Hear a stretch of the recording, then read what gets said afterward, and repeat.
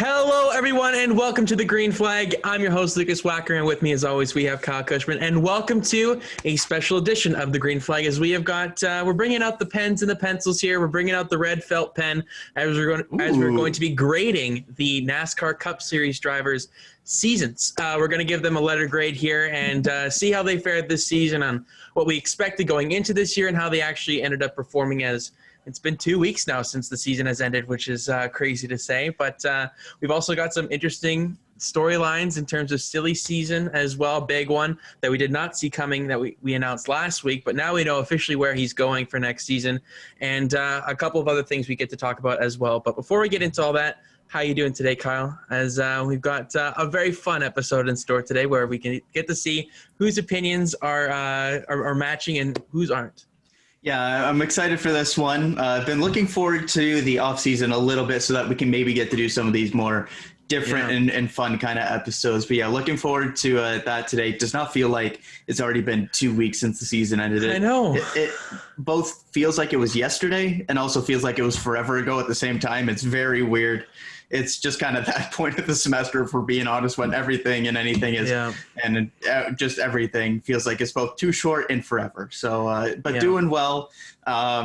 Definitely missed the racing on the weekend. I'm not going to lie. I'm glad First that weekend F1's without back. racing for a long time. Yeah, I'm glad F1's back this upcoming weekend. But yeah, some weird, silly season news as well. Definitely not a lot of news to get to, but some interesting nuggets. Plus, busting out the report cards as well today. Exactly. It's going to be a fun and lively episode for sure. So before we get into all that, we're going to start off today by saying our thoughts and prayers are with the Morgan Shepherd family and Ken Squire's family and friends, as both of them are going through health issues at the moment. Morgan Shepherd announced this morning that he's been dealing with the early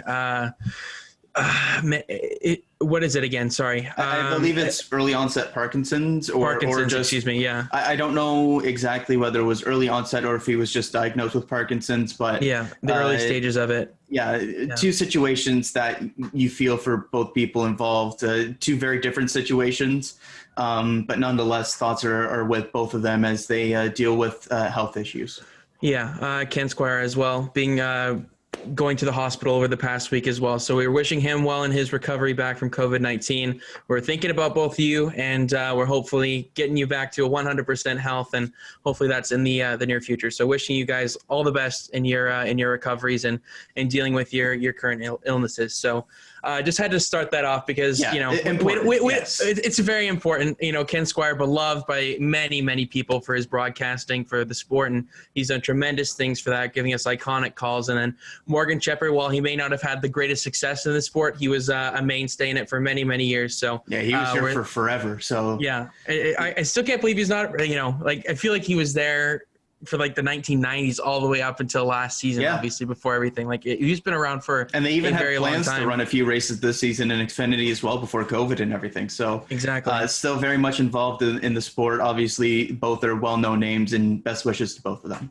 Yeah, for sure. So that's to start off today's show, but we can go into more of the positive end of news here. We can go into something that we didn't see coming last week, Kyle, and we did not for sure know that this was going to be happening in terms of where he was landing. John Hunter Nemechek is taking a huge bet on himself here, and he's going to be driving for Kyle Busch Motorsports in the Truck Series in 2021. So just put that into perspective. He's going from Front Row Motorsports, driving the number 38 car in the NASCAR Cup Series, the premier series in stock car racing in North America. And he's ditching that and going down 2 levels to the Truck Series. So a huge bet on yourself move. We've seen this in the past over the last couple of seasons. Ross Chastain you think of as well in terms of the bet on yourself kind of move where you're going into top-level equipment to go and win and try and elevate what you had beforehand. And this is very much the case for John Hunter Nemechek here. And it's a great way to revitalize his career. KBM has had the greatest success over the past 2 seasons with their full-time drivers. Raphael Lessard is unfortunately the Canadian going to be at the expense of this move with John Hunter Nemechek, as he's going to be going into the number 4 truck for Kyle Busch Motorsports. So that's unfortunate. We love Raphael Lessard on this show, and we'll see where he ends up landing. He'll be in the Truck Series. all but certainly. We just don't know where that's going to be for 2021. But he did win a race at KBM, unlike his teammate in Christian Eckes. So he's got that bit of bragging rights there for his KBM tenure. But the story today is John Hunter Nemechek taking a massive, massive risk here, going down to the Truck Series and trying to win as many races as possible and a championship to try and move up the ranks once again, but most likely in the Toyota stable, Kyle. Yeah, just before I dive into the Nemechek side of things, I do find it funny that you mentioned Lessard's win there, because that means back-to-back years that the guy who doesn't win a race with KBM stays in the Toyota camp, and the guy who wins the race for KBM goes elsewhere, which is a weird kind of situation, but that's what we find ourselves in right now. Obviously, now 2 years ago, I guess, with Gilliland and Burton going up to Xfinity, Todd Gilliland getting the boot, and then this year now with Lessard. But what a weird just kind of turn of events here for John Hunter Nemechek. He made the climb all the way up to the Cup Series. He got that full-time gig with Front Row Motorsports and had some promising runs this season. Obviously, we'll talk about more of his season later on when we give him an official letter grade for his season in his apparently only season with Front Row Motorsports. But a lot of people were impressed by him, especially early on in the season. Started to dwindle as the season went on, but there were a lot of positive signs to take from that season. And I don't think anyone was expecting him to go back down to either Xfinity or Trucks. And we're kind of expecting him to kind of ride it out with Front Row and maybe see if an opportunity comes down the road. Of course, last time we talked about potentially Chip Ganassi Racing being something down the road, or maybe a reunion with that team coming for the season. That's not the case. He's going back down to Trucks even, not just Xfinity, going back down to Trucks. But he's doing so with a team that's won championships in the past. They're a consistent race threat when they have kind of the higher tier talent in those trucks, excuse me. They put one in the Trucks jar there, but he steps down there with a lot of pedigree, I think I would say, but also a lot of pressure on his shoulders, because not only is he going down there with the expectation on himself, betting on himself, he's also going down there with Kyle Busch saying, yeah, we brought him in because we wanted a veteran to help out with the truck setups and help out because we're not getting as much practice time. So that's a lot of pressure on his shoulders here. And if he performs, I think he sets himself well going into the future with Toyota here. Specifically, you look to the future with potentially 2311 Racing and them looking to expand into the future. That's probably the long play for him here, but it's an interesting move. That's for damn sure. Yeah, I like this move a lot for him. Personally, I think it makes sense. I'm kind of mixed right now.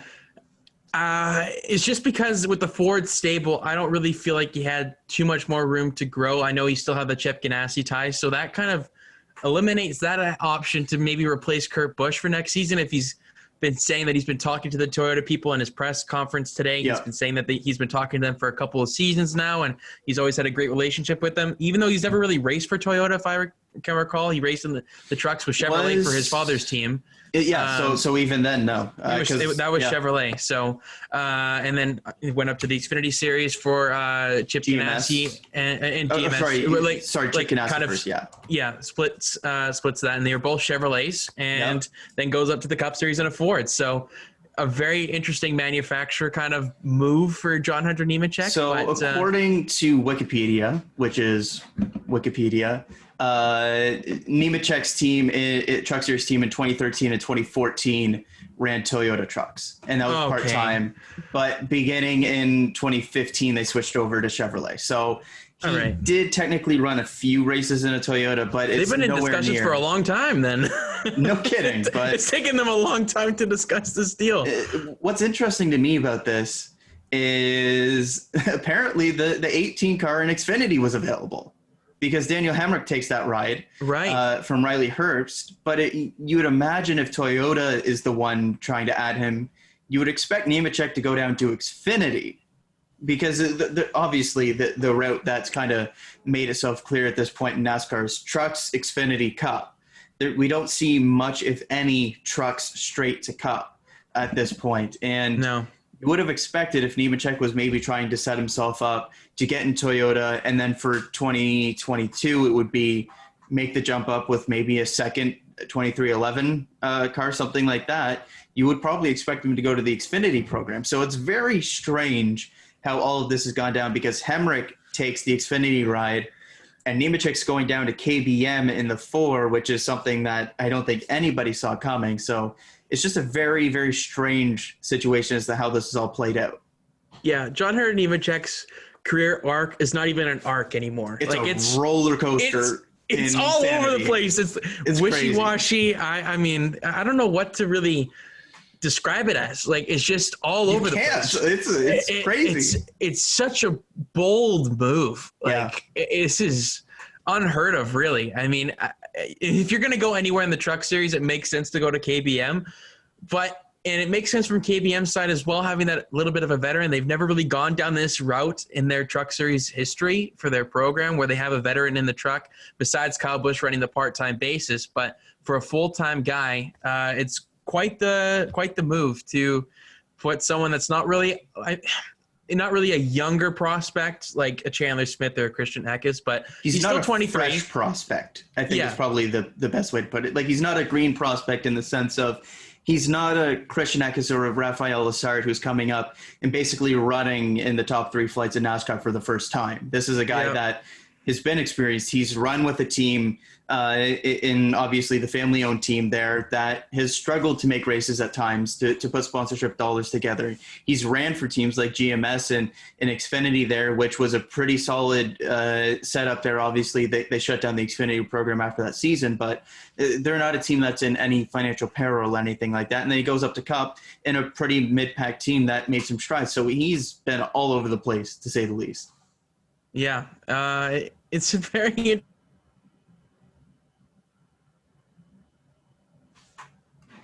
he has to win races, and he has to potentially, if not win a championship next year. I mean, is he the favorite? That's tough to say, because if KBM hadn't have struggled so much in the past 2 seasons, I would for sure say yes. But I would say he's championship for material for sure. Whether he's the championship favorite is a bit up in the air. I think GMS still has that kind of momentum from this season. Zane Smith is going to be very tough to beat next year. Sheldon Creed, the defending champion, is going to be hard to beat. Like, I think you look at those two to challenge someone like John Hunter Nemechek, and in the KBM stable alone, Christian Eckes could be in there as well. He could take that next step. And then who knows what's going to happen with Chandler Smith. All but certainly going to get a third KBM full-time truck, unless they want to go down the route with just staying at 2 full-time. Kyle does his 5 up in the air, and then Chandler Smith does his, right? So I don't really know what the Truck Series and Xfinity Series are really doing right now. It might be a long play for Nemechek to then move up to the Xfinity Series and the JGR stable again and try and go for a championship there, because he's behind the 8 ball in terms of Harrison Burton. But if he goes to Xfinity in 2022, let's say, and he wins a championship, then does he get the boost over Harrison Burton to a Cup Series ride when you look at maybe Martin Truex Jr. retiring around then, Denny Hamlin, who knows? Does Hamlin switch from his team, go over to 23XI Racing to end his career and open up a JGR ride? Like, there's the Toyota camp with this new team with 23XI Racing has opened huge doors, because no way that they're going to stay at a one-car team for very long, it seems. Like, with the amount of money that's going into it, with JGR wanting that second kind of team that some teams have, Wood Brothers with Penske kind of thing, and SHR's had them all over the place, really. Hendrick hasn't really had that main one, but with this ECR alliance with the engines, maybe you look at something like that as well. Like, this is becoming a very much of an alliance sport, and you're having to think about your next move now and think 10 steps ahead. It's like a game of chess, really. It's very much so. And I don't know. This is the most strategic I've ever seen silly season. Like, it's just absolutely mayhem this year. I mean, I'm so happy we're doing this show, because I would just like to vent about this stuff, because I can't handle this all in my brain. I just need to let it out into the open so that somebody else can kind of see if I'm on the right track or vice versa kind of thing. So it's a interesting move. He has to win races, multiple wins at least, and he's has to get into the championship four. He has to. And the only thing that gives me a little bit of pause with this move is, as we kind of mentioned, KBM struggles these last couple of seasons. It doesn't seem like this is the same team that was a championship threat and winning tons of races like it was when William Byron or Erik Jones, that kind of era of driver, was in there. And obviously Kyle Busch has still done Kyle Busch things in trucks. You would expect him to do so. but the season-long performance hasn't been there. So I'm very, very interested to see what Nemechek's able to do there. And finally, when Nemechek made the decision to go back down to trucks or just look for a competitive ride, you would think that he would have his choice of manufacturer as well, because GMS had an open seat. It obviously ended up being filled by Chase Purdy, but I'm pretty sure they're going to take Nemechek over Chase Purdy. No offense to Chase there. And they also have former ties because he ran with the team in Xfinity. Or we wonder if those ties are foregone if after that kind of that's a fair point. But even if he wanted to stay in the Ford camp and run somewhere more competitive, ThorSport, they obviously it seems like they're going to keep the same lineup at this point. But you look at Johnny Sauter and his performance this season, I think that you would probably make a pretty good case to put Nemechek in there instead of somebody like Sauter. So I think Nemechek probably had his choice of what manufacturer to go to in trucks if he wanted to. And it seems like he chose the Toyota camp maybe as a long-term play. Fascinated to see how it plays out this season, because this might be the most calculated but also strangest silly season move I've seen in a long time. Yeah, I agree with that. It's just weird that he wouldn't go to Xfinity because the crop of talent in there is not as competitive as the Truck Series. It's going to be harder to win the Trucks Championship than it probably would be Xfinity, if we're being in all honesty, right? Yeah, like you're looking at what's in the Xfinity Series. But then you look at it kind of what people value, and the Xfinity Championship in terms of a Cup Series ride is much more valuable than winning the Truck Series Championship. So yeah, it's you have to imagine that there's a long-term play here for sure. And whether that's talking with Toyota or Kyle Busch or whatever it is, this is not just a one-season move for John Hunter Nemechek's career. This is a move for the future here. And if he performs next season, which he needs to do going to that level and in that equipment, we could see, I'm very fascinated to see how this plays out going into the future here, because this could be a really shrewd move for Nemechek, but it could also be one that bites him, because he had a pretty comfortable Cup Series ride looking to the future with Front Row Motorsports there, and he gave it up to take a bet on himself in trucks. Yeah, he just didn't see a future in terms of how much further he could go with Front Row. Yeah. Exactly. So it's so difficult to determine if this is a good move or not. We're going to find out in 1 year's time, basically, if it was worth it. And if it was, then it's a great move. If it all collapses on him and he's out just based off of just bad luck in a round of the playoffs kind of thing after having a good regular season, it's totally up in the air with that. So there's so many risks with this move, but if it ends up paying off, he'll reap the rewards. So we'll see what happens in the Xfinity Series with him potentially moving there at some point in time. I don't know. Who knows, man? Who knows? But the Truck Series is going to be must-watch TV next year, streaming illegally. But it's going to be in Canada. If you're in the U.S., watch it properly. But watch it properly in the U.S. But for us, we have no other choice. So I can't believe I'm saying, but I'm going to be cheering for a guy racing for Kyle Busch. Ugh. I'm converting Kyle 100%. It's going to happen. That's my mission, Chief. No. By the time this show has reached its end at some point in time, I will still not be a Kyle Busch fan. No. I will convert him to at least a 75% likability rate on Kyle Busch. Yeah. Does have to be a full fan. I'm not asking you to get any merch or anything. But you've got me to go from like a 0 to like a 15%. I would say higher than that. I would say higher than that. I don't know about that. I'd put it at about 20 to 25 right now. I think that, but it's going to take a lot to move that needle from here. Yeah, it is. He's going to have to do a lot, but that's my mission. Okay. So that's my FBI kind of work undercover to see if I can slide it under. That's your long-term play, huh? That's my long-term play. Okay. John Hunter Nemechek has his long-term play. I've also got my long-term play. So, but for John Hunter Nemechek, I'm fascinated on the move, and congratulations on getting something sorted out for next season. And I'm wishing you all the best, not just because I'm cheering for Kyle Busch Motorsports, but just as a fan, just to see that this is a really great move. I don't want to see it go down up in smoke kind of thing just because of some bad luck or something like that.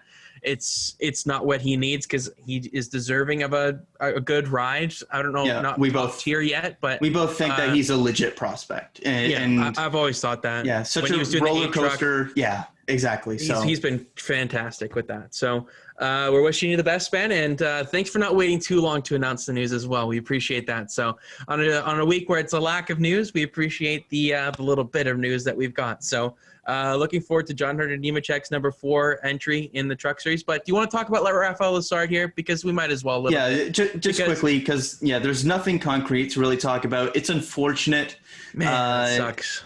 Such a crappy situation to have a rookie season in. Just obviously no practice, no qualifying. It was kind of caught behind the 8 ball all season long. We saw some flashes from him. I think back to the Daytona Road Course, end of the season strong, the win at Talladega. But it kind of seemed likely that he would probably be out just because the performance consistently wasn't there, whether his fault or not, just because of the circumstances. But Toyota's got a lot of people. And whether that's another prospect coming along that is higher touted or brings more money, or a surprise move like John Hunter Nemechek becoming available for KBM, it's a tough situation. Hope he lands on his feet somewhere competitive. Don't know where that will be. There's been no rumors to this point as to where he could potentially land.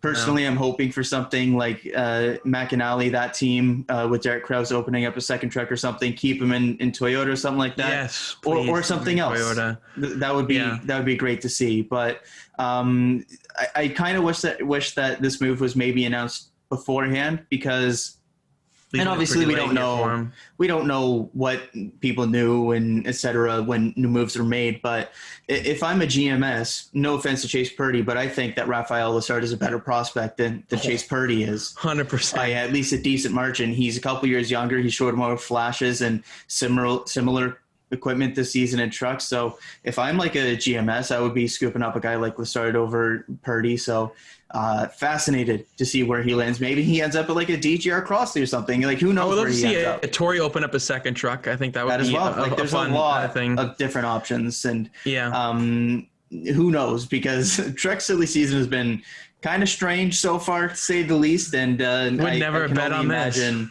that there's going to be a few more curveballs thrown the rest of the way before we're in Daytona.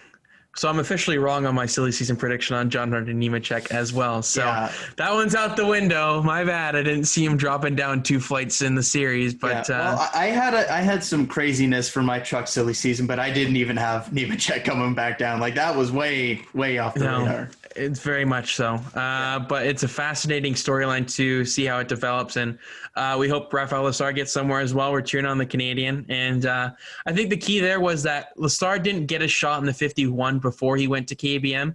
Eckes has been in their pipeline for a while. So he's done some 51 races when Kyle wasn't racing it. And then the same with Chandler Smith, obviously doing the 51 truck for the majority of this past season. So it makes sense that those are the people that they lean towards racing the trucks more for their full-time entries. It's unfortunate that Lessard in the 4 truck that has won 2 championships with KBM with Erik Jones and Christopher Bell is on the short end of this silly season move. But if it means success to KBM as a whole, I think it makes sense for the organization. It's just unfortunate that if he didn't have that win, it would make more sense. But with that win that he got this year at Talladega, it's just bittersweet, I guess, is a good way to put it. That's the best way to put it, because when you're at KBM and somebody like Nemechek becomes available to you, which is something that you never would have seen possible, you have to make the move from a competitive standpoint, because not even to Rafael Lessard's fault, he's like, 4 or 5 years younger than Nemechek, and Nemechek is just a superior driver at this point. And that's no fault of Lessard. He's younger, he's developing.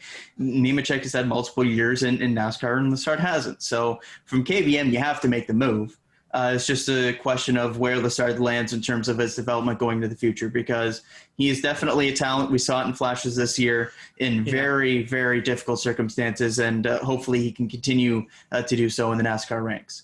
Yeah, that's a great way to end that. We'll see what happens with Rafael Lessard for his 2021 plans, but I'm sure he'll land on his feet somewhere, and hopefully it is a competitive spot where he lands in the end. So does it for that kind of conversation. We'll keep you updated as the silly season craziness keeps unfolding until probably the drop of the green flag of the Daytona Speedway. Maybe even later. Who the hell knows? It could take that long for all this stuff to settle down, but for right now, John Hunter Nemechek is a KBM driver in 2021. So we'll move on here to a new entry for the NASCAR Cup Series next season.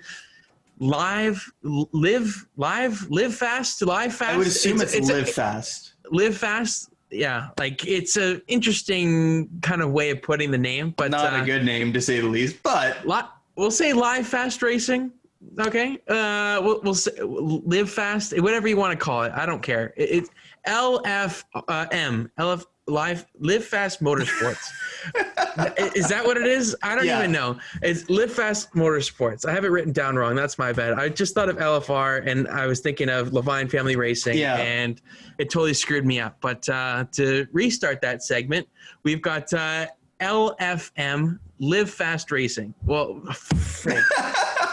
this is going to go as a clip.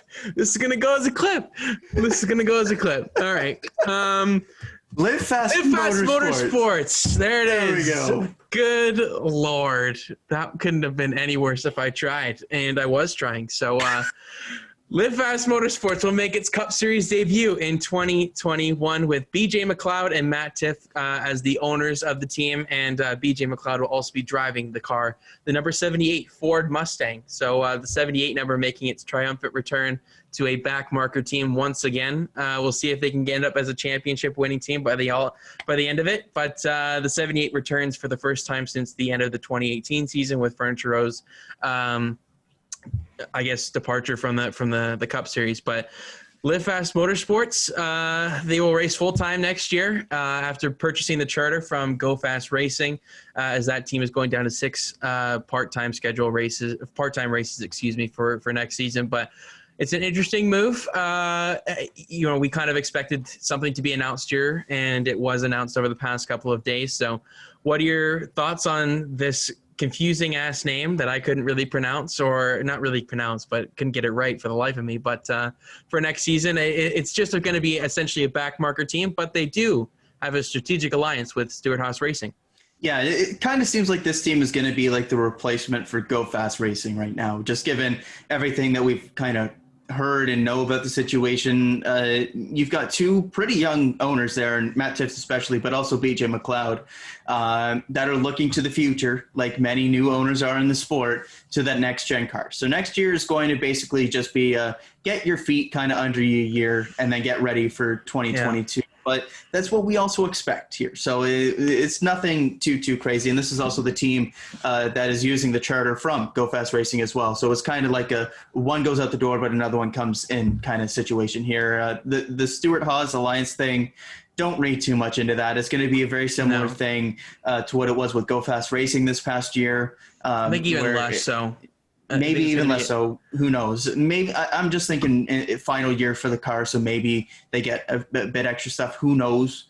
It's probably just going to be comparable. But what we do know is BJ McLeod is in the car. We don't know if it's full-time yet or if it's full-time. Is it confirmed full-time? Yeah. So yeah, that's what I read. So there we go. So hopefully he gets rookie status, because that would be kind of funny to see for a guy with that much experience. But no, it's great to see McLeod kind of solidify things in the Cup Series for now, because he's been a guy that has put in many hours in Cup, Xfinity, lower series as well, just kind of bid his time, doing what he needs to do to be at the track and be involved. And now it seems like maybe they've got the groundwork for something that they can build up going into the future here. They've talked about, I've seen Matt Tifft do quite a bit of press as well, going around to different YouTube channels and doing a bunch of different interviews and stuff, talking about the team and what their plans are for the future. It seems like they genuinely think that in a few years' time with the next-gen car that they can take a step up and be competitive and not just be like a Rick Ware Racing and spend every single race at the back and just kind of collect a check and sometimes finish top 30. That's what it'll be this first season, which is not a change from what we expect for teams kind of in this mold.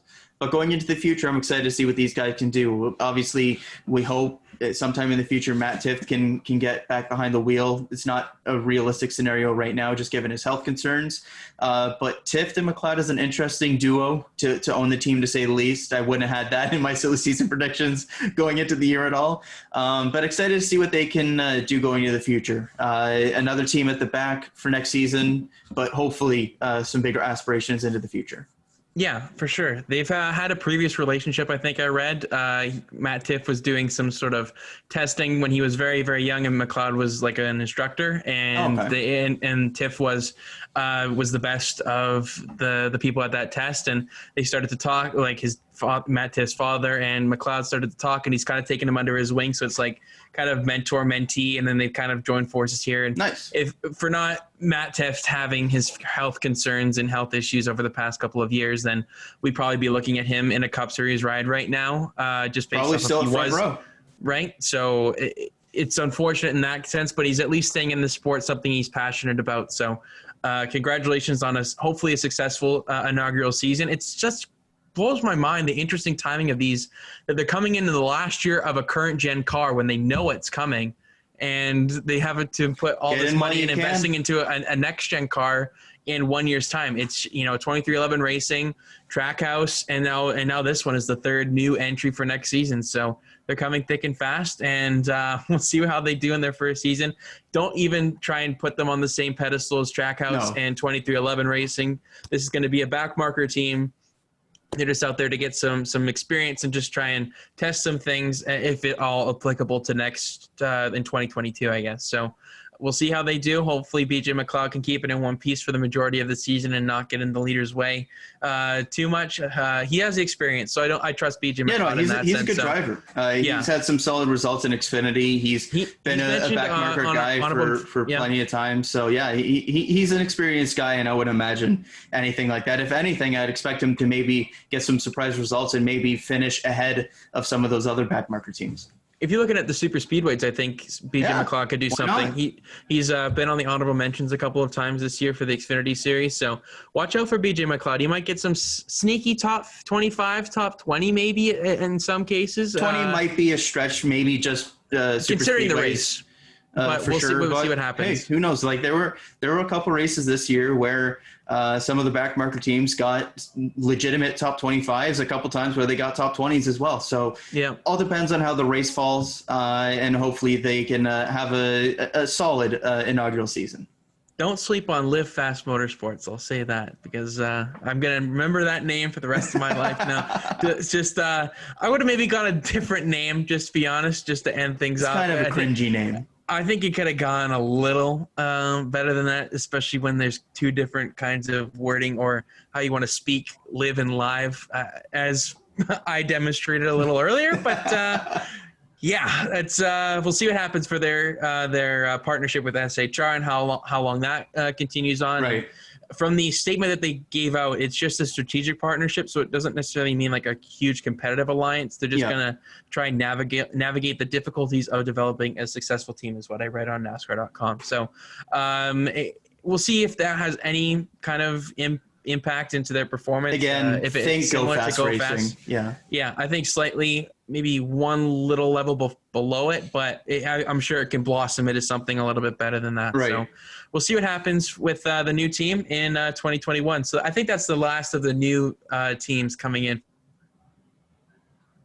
that have been sold and whatnot. But we'll see on some announcements here. We get any more, and there's still some drivers to fill up the Cup Series, Xfinity, and definitely the Truck Series lineups for next season. So any final thoughts on that one? Yeah, just some weird moves going on in NASCAR right now, but it's good just to get some finalities to some things. Obviously, the Nemechek thing was a curveball we weren't expecting, but on the other side of things, it's good to know the name of the McLeod-Tift partnership and that team, and that McLeod will be the one driving it as well. For sure, and they didn't wait too long on the announcement as well, so I appreciate their timeliness of their announcement. So a great start to their tenure in the Cup Series. So that does it for the NASCAR side of things. We'll end the news and notes portion just quickly here. Tony Kanaan will race the ovals for Chip Ganassi's number 48 IndyCar entry, which will be primarily driven by the 7-time NASCAR Cup Series champion Jimmie Johnson, who's making his inaugural season, I guess, into IndyCar next year. We've talked about that on this show to a great extent, but Tony Kanaan, it seemed like it had been confirmed for a while, but now it is official that Tony Kanaan will be racing the Oval, so that means he'll race both Texas races, the Indy 500 and Gateway. So we'll see how he does, and maybe he does some other part-time work for some other teams if he needs some fill-in while Jimmie Johnson's doing his IndyCar street circuit and road course time for the team. But for right now, Tony Kanaan, elder statesman of the sport, to say the least. He's been around for a very, very long time, but he does a great job when he has to come in for these kind of one-off races here and there. And this is slowly but surely coming to a close for his IndyCar career, but he's not quite ready to close the door just yet. It's a good partnership there for Jimmie Johnson to have a nice person he can fall back to here when he's not in the car to Tony Kanaan, Kyle. Yeah, and it kind of seemed like he was almost accepting that it would be done after the season, and then it seems like Ganassi called him up and was like, "Hey, you want to do this?" kind of thing. And I don't know anybody that would turn down an offer to race in a Chip Ganassi car. Like, that's some legit equipment. So it's going to be great to see Kanaan back in that level of equipment, see what he can do there on the ovals. Again, not many ovals on the IndyCar circuit this year, so it's not like we'll be seeing Kanaan like every other week or something like that. He's got 4 races this year, but it's still going to be cool to see him in those races nonetheless in Chip Ganassi equipment as well. So definitely cool in that regard. It's also funny that 2 of the oldest in the series next year will be sharing a car and couldn't be on further spectrums in terms of experience in those cars. You've got Kanaan, who's been around for forever, and then you've got Jimmie Johnson, who has done a handful of tests so far. So, but it's also a great partnership for that because Johnson can lean on not just Kanaan, but the rest of the team as well there. He's got some great people surrounding him. They've got some great, he could be going to a better setup there. So big fan of the move. I would have been a bit disappointed if it was maybe somebody else and it was maybe somebody that could have been in maybe a full-time situation or something like that, but then took a part-time deal with like Chip Ganassi to run 4 races. So I'm glad it's something where they're maybe going to somebody who otherwise wouldn't be running in the series. So I'm glad it's not like taking a different driver away from maybe one of the mid-tier or smaller teams in that regard as well. So big fan of the move. Going to be great to see Kanaan still at the track and in some select races next season. For sure. Hoping great success for that 48 car next year. I can't wait for IndyCar. I mean, it's going to be fun. It's going to be a wild 2021 season across all motorsports. And there's still more moves. I know, for sure. And this is a minor move to what could be happening here in IndyCar because we got some names that are still out there. So we'll see what happens for the rest of the silly season on the IndyCar side of things because that's just going to go right up to the opening at St. Petersburg, I can imagine. So, I mean, it doesn't stop, man. It just never ends with this stuff. Man. It's crazy. I feel like we're just an old woman in the field churning butter like constantly every single day because whatever we're cooking up, it just continues to boil. And we'll see when the lid finally pops off here. I don't know if that's an analogy that really worked there, but we'll go with it. Anyway, so that's all the news and notes I've got for this episode. Thank God, because it's just been up and down. But we can go into our teaching kind of career here. This is our opening our debuts. Our debuts as a professors, obviously in university ourselves. So it's nice to be on the opposite side of things in terms of marking people here. So these guys better be ready because we're going to be maybe harsh, maybe easy on them. I think I like to be a little bit of an easier marker potentially than maybe Kyle, but we'll see on that front. But I mean, I've been pretty harsh on some people this season. So well, for right reasons though, I feel like. But I'm ready to jump right into this, Kyle. So we're gonna go alphabetical order here based off of last name, so that there's some sort of format to this. Yeah, and we're doing everybody here. We're not just doing like the big dogs or anything. No, we're getting to the nitty gritty. We've got 36 drivers here to get to. We're going from everything from the champion Chase Elliott all the way down to Rick Ware racing guys like JJ Yeley and Joey Gase. So we got everybody here today. We're gonna try to keep it to like 2 minutes for each one. Just relatively brief, just kind of give our grades, our initial thoughts on the season, so we don't have like a 4-hour show, but knowing us, we'll probably go over time. Yeah, I think we alternate too. Someone can lead and then the next person leads kind of thing. We'll just go back and forth. We can have some fun with this one. I'll just let you go for like 10 minutes on Kyle Busch anyways. I've had my spiel on Kyle Busch this season. I'm ready to kind of put this one past and look forward to it for 2021. And hey, I got to say, we start off with a pretty interesting one because you've had some potentially harsh feelings towards this guy and maybe his luck this season as we start this off. Yeah, so we'll go into Aric Almirola here to start us off, obviously, with the A's. The only A last name that we've got on deck for today as well. There, we got a lot of B's, that's for sure. But the only A we've got with Aric Almirola. So I'm going to give Aric Almirola a B- on the season here. Just kind of, I'm neutral on him. It was a lot of his success in the summer months came down to that qualifying draw. He was the luckiest son of a gun I've ever seen when it came to that thing, getting top 4 starting spots every single week. And that prompted him to get really great stage finishes in the opening stage and then continue that success. And that allowed them to set up the car for more clean air. But once he got back in traffic, he wasn't that great. So, and as the season went on, the 10 car definitely faded as the new qualifying format came to fruition as well. So I think Aric Almirola's season up until about the 24 race mark or something like that was pretty damn good. I'll give probably that about a B+, but then the rest of it probably about a C-. When we're looking at what Kevin Harvick is able to do, it's very difficult to try and give Aric Almirola a very good grade, but I'll be a little bit softer on him than maybe you may be expecting, but a B- is what I'm going to lead off the show with Aric Almirola. It is a bit softer than I was expecting. I also have him as a B-, funny enough. So we start off. We're off one. We're off and running there. But for me, he improved from last season. Last year was pretty down. This year, improved the numbers. Maybe you can attest that to the qualifying format. I think that overall he was better, though, on the season. But for me, it's the fact that he hasn't won at a non-super speedway track. And you're at Stewart-Haas Racing, one of the better teams in the sport, and you've got a teammate that's going out contending for a championship, and you're fine. You're in kind of that 10 to 15 range most of the time. But I just need to see more from Almirola to this point. So he gets a B- from me with room to potentially grow or go down going into next season. I think next year is a pivotal year for him, though. For sure. That does it for Aric Almirola for our getting a nice B- out of the way here. So we'll see. A very neutral start. Yeah. A very neutral start. And we're 1 for 1 to lead off of the grading. So sign of things to come, most likely, I'd imagine. But we'll go into the second one here with Christopher Bell.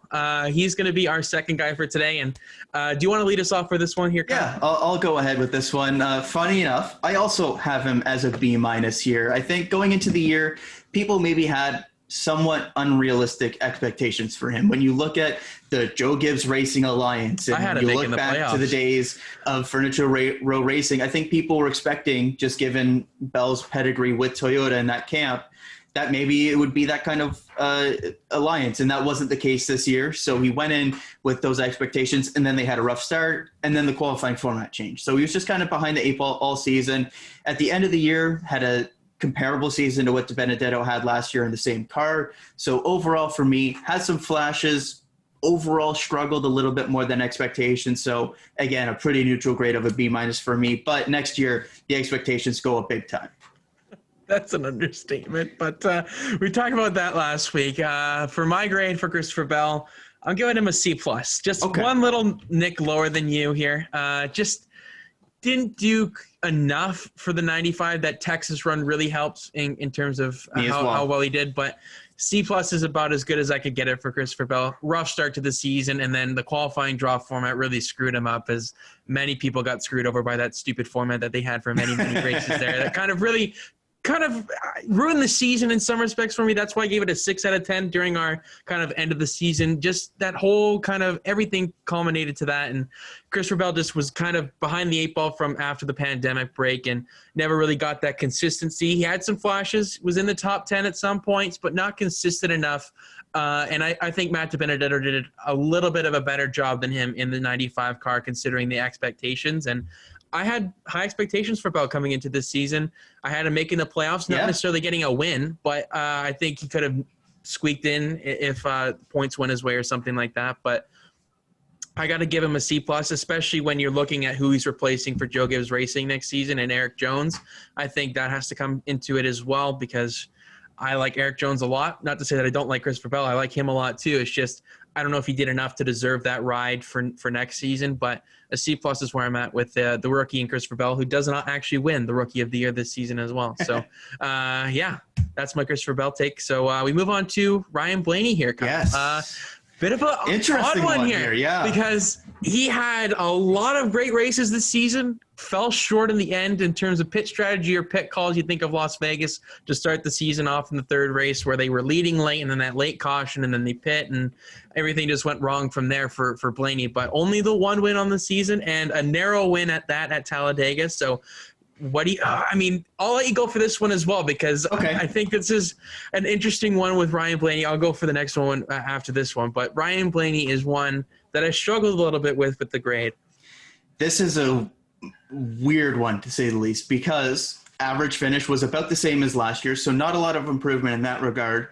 But if I'm not mistaken, led the series in stage points. I believe that was the graphic that they showed during the Phoenix race. By like 30, by like 30, a decent margin 40 too. Points. Yeah. So was consistently at the front for the beginning parts of races and maybe faded in that final stage. But then the big kicker, of course, is he didn't make it out of that first round. So taking all that into account, I saw enough from Ryan Blaney to still give him a B.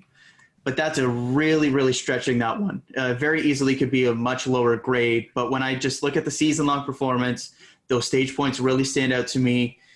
It had a lot of runs where, especially early on in the season, probably could have had 3 wins if you look at some things going his way. So, yeah, a tough one for me to kind of decide on. Even now, I was just kind of going back and forth between a couple grades. But I'll settle on a B, but needs more than 1 win for certain next year to get anything close to that grade. Interesting. I went higher. I went with a B. I went with a B+ for Blaney this year. I thought I saw enough from the 12 car this year to give me encouraging signs. I think they had a lot of bad luck as well in the final stage, not basically by their own doing. They just got caught up in some things, and they had really great momentum in the first 2 stages, was consistently a top 5 threat, I feel like, almost every week. And he just didn't quite have when he was good, there was just that one car that was better than him kind of thing. So I think that's what it came down to for Blaney. And that first round just doesn't line up for him. He just has to think about that for next season now, where he has to needs a really good himself. Season. Yeah. And he can't help. It doesn't help that he got a penalty there before the first Darlington race. That killed him. So full stop. So it really didn't help him there at all. So I think Blaney, when he can take all the things that were in effect there, he had a great remainder of the playoffs after that, finishing 6th in the finale there behind Jimmie Johnson in the championship 4. I think that's encouraging signs. And he's got Todd Gordon at the top of the pit box as well, a championship winning crew chief. So I think that relationship can only blossom into something more, especially when you look at his 2 teammates making the championship 4. So I would not be shocked at all next season if Blaney gets past that first round and has a better regular season to kind of help him get over that. If he makes it past the first round, I think that he's a legitimate championship 4 contender. For sure, yes, you exactly. Look at the way that the playoffs go past that, it shapes up pretty well for him. It's just that first round is basically his worst tracks all put into one. Well, Bristol's good for him. Bristol's good. He's just had bad luck. Yeah, that's exactly a fair point. But so, when you look at the numbers as well, it checks out as well. His average finish was almost the exact same, 13.7 in 2019, 13.8 this year.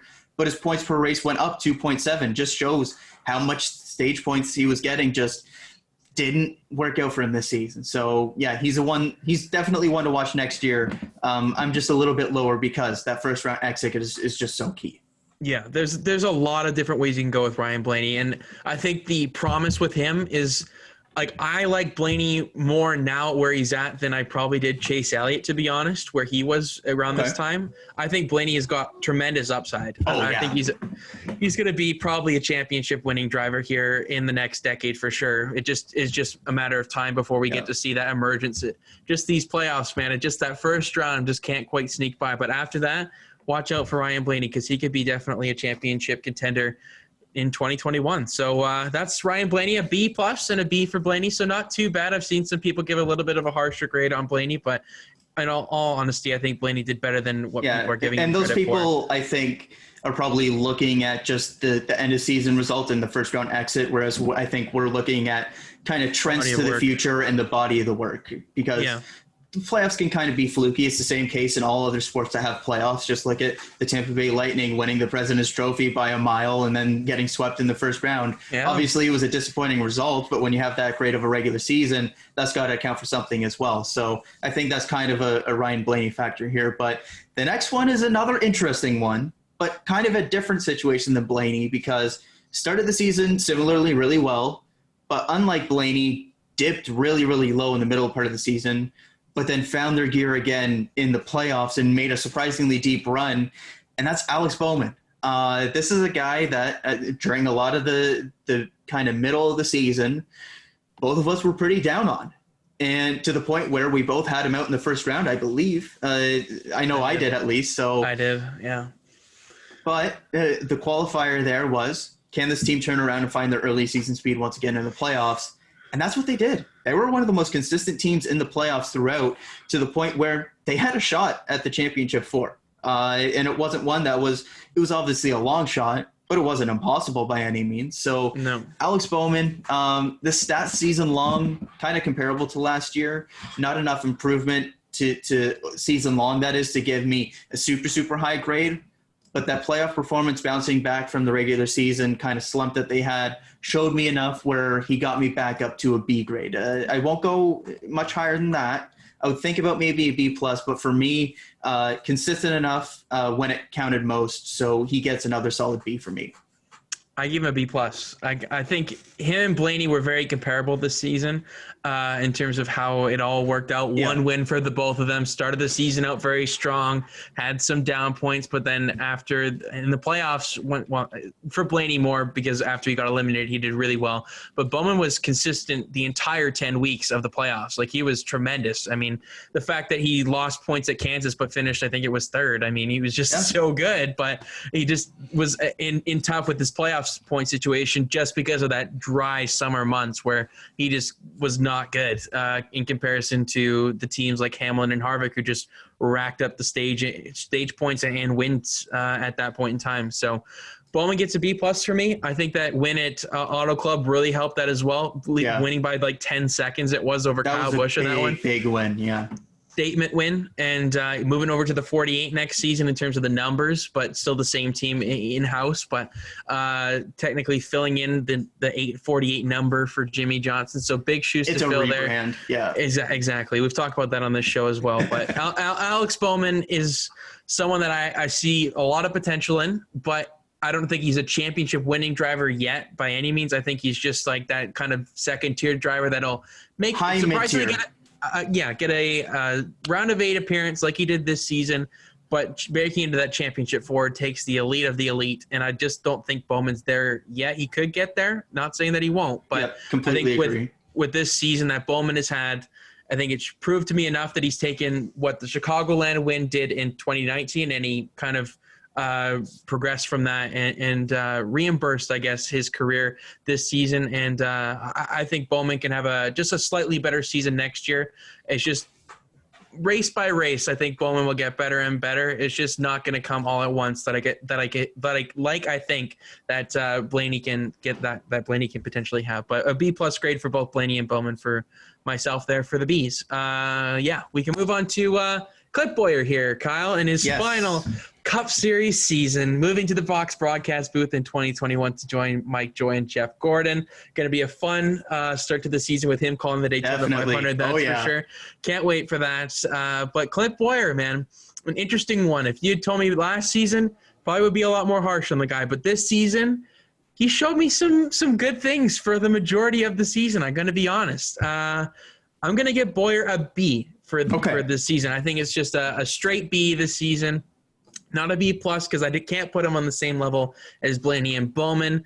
And when you look at like not getting any wins this season compared to Harvick, who had 9, I mean, it's difficult to try and give Bowyer a higher grade than those two. So I think Bowyer at a B. He was consistent, made it to the round of 12 in the playoffs. Wasn't expecting too much more than that. I had him in the round of 8 when we kind of did our internal kind of thing, just because I liked that second round a lot for him. Just didn't quite materialize. But I think for his last season, I didn't expect it really to be his last season. I thought he'd maybe go one more, but it made sense for him in terms of Chase Briscoe's success and just where he was with the whole broadcasting. I mean, I think I could give him a B+ just for his performance on the iRacing, let alone that. So, but I'll give him a B for right now. And I think Bowyer had a great final end to his NASCAR career. Yeah, I'm going to go slightly lower. I'm going to say B- just because the consistency was there. He was always in the top 15 to the point where his average finish actually improved slightly, but very comparable season to last. The only thing that docks it down just from a B for me is he just didn't have the same kind of high-end results. Last year had 7 top 5s, only 2 this year, 18 top 10s last year, just 12 this year. So if he had a couple more high-end results, he'd get that B grade for me. But at Stewart-Haas, you need those high-end results. Didn't have those. Was consistent, though, so he still gets a B- for me. Fair enough. We're in the ballpark here. We're not off very by similar, any means here. Yeah. We're just one mark, kind of off. That's kind of what you would expect as well. After the first 5, I'm sure you guys can figure out what kind of teacher you would rather have as your classroom. But I'm just kidding there. But we'll move on here to another B here, and Chris Buescher. Someone that we didn't really have the chance to talk about too much on this show this season just because of the lack of results. Similarly, though, you had Christopher Bull making the playoffs. I had him making the playoffs at the beginning of the year. I thought that we'd maybe see a big season from him. Roush was just seemed like it was on the up, right? It just made sense. Didn't materialize this year. So I'm going to take this one first just because I did have the higher expectations from this year. Roush really disappointed me this year. You look at them making the playoffs last year with Ryan Newman and bringing in Chris Buescher, who I think everyone agrees is an improvement in consistency, at least over Ricky Stenhouse. And his numbers went down this year from JTG. Roush Fenway Racing had worse numbers with the same driver than JTG Doherty. That's just unacceptable. So when you look at that, do you compare it because of the driver? Do you look at the situation, no practice, all that kind of stuff with a new driver? Taking all of that into account, this was kind of a tough one to kind of decide for me, but I don't think that it was the driver's fault. But at the same time, the driver kind of has to take some of it as well with kind of the cheap performance. And so for that, the expectations I had going into the season, Chris Buescher, unfortunately, for me, gets a C-. Just didn't meet those expectations I had going into the year. Maybe they were higher than they should have been, but I think Chris Buescher is a legit driver, and Roush Fenway Racing was just not good enough this year. So need them to improve going into the future, maybe find some of that playoff speed again, but just season long, not good enough. C- for me. You're in the ballpark with me too, man. I give him a C. I just gave him that one mark higher just because I didn't have as high expectations as you did this season. So he didn't let me down that next little grade. You have Christopher Bell making the playoffs. I have him 1 mark higher. I have Chris Buescher making the playoffs. You have him 1 mark higher. It just makes sense. We're basically on par with each other here. I'm liking what we got so far. For me, Chris Buescher was definitely disappointing this season. There's no doubt about it. But Roush as a whole was disappointing. I think the entire morale of that team went down after Newman's accident in the Daytona 500, and it's very difficult to recover from something like that. And for Buescher not to have any practice for the majority of the season and no qualifying, they were just behind the 8 ball. And I wasn't expecting him to make the playoffs. I thought he would be around where he finished with JTG last season, around that 21st place in points. But to be around where he was, where was it? I think I have it up here.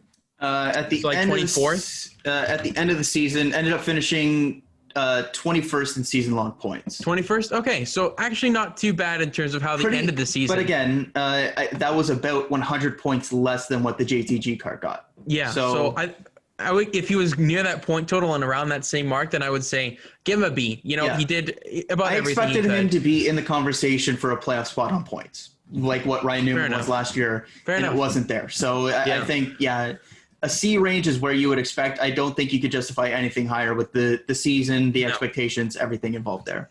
No. I think Buescher is a likely candidate for a bounce back. A good rebound candidate, He's going to be in with amongst 3 guys that I could say that is going to be in for a rebound season here for 2021.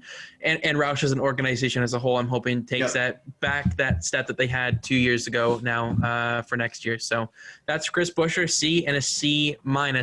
We move on to the Busch brothers. We'll start off with Kurt Busch before we get into Kyle. So Kurt Busch do you want to take this one first? Or I'll take this one first so that you can take the lead on Kyle.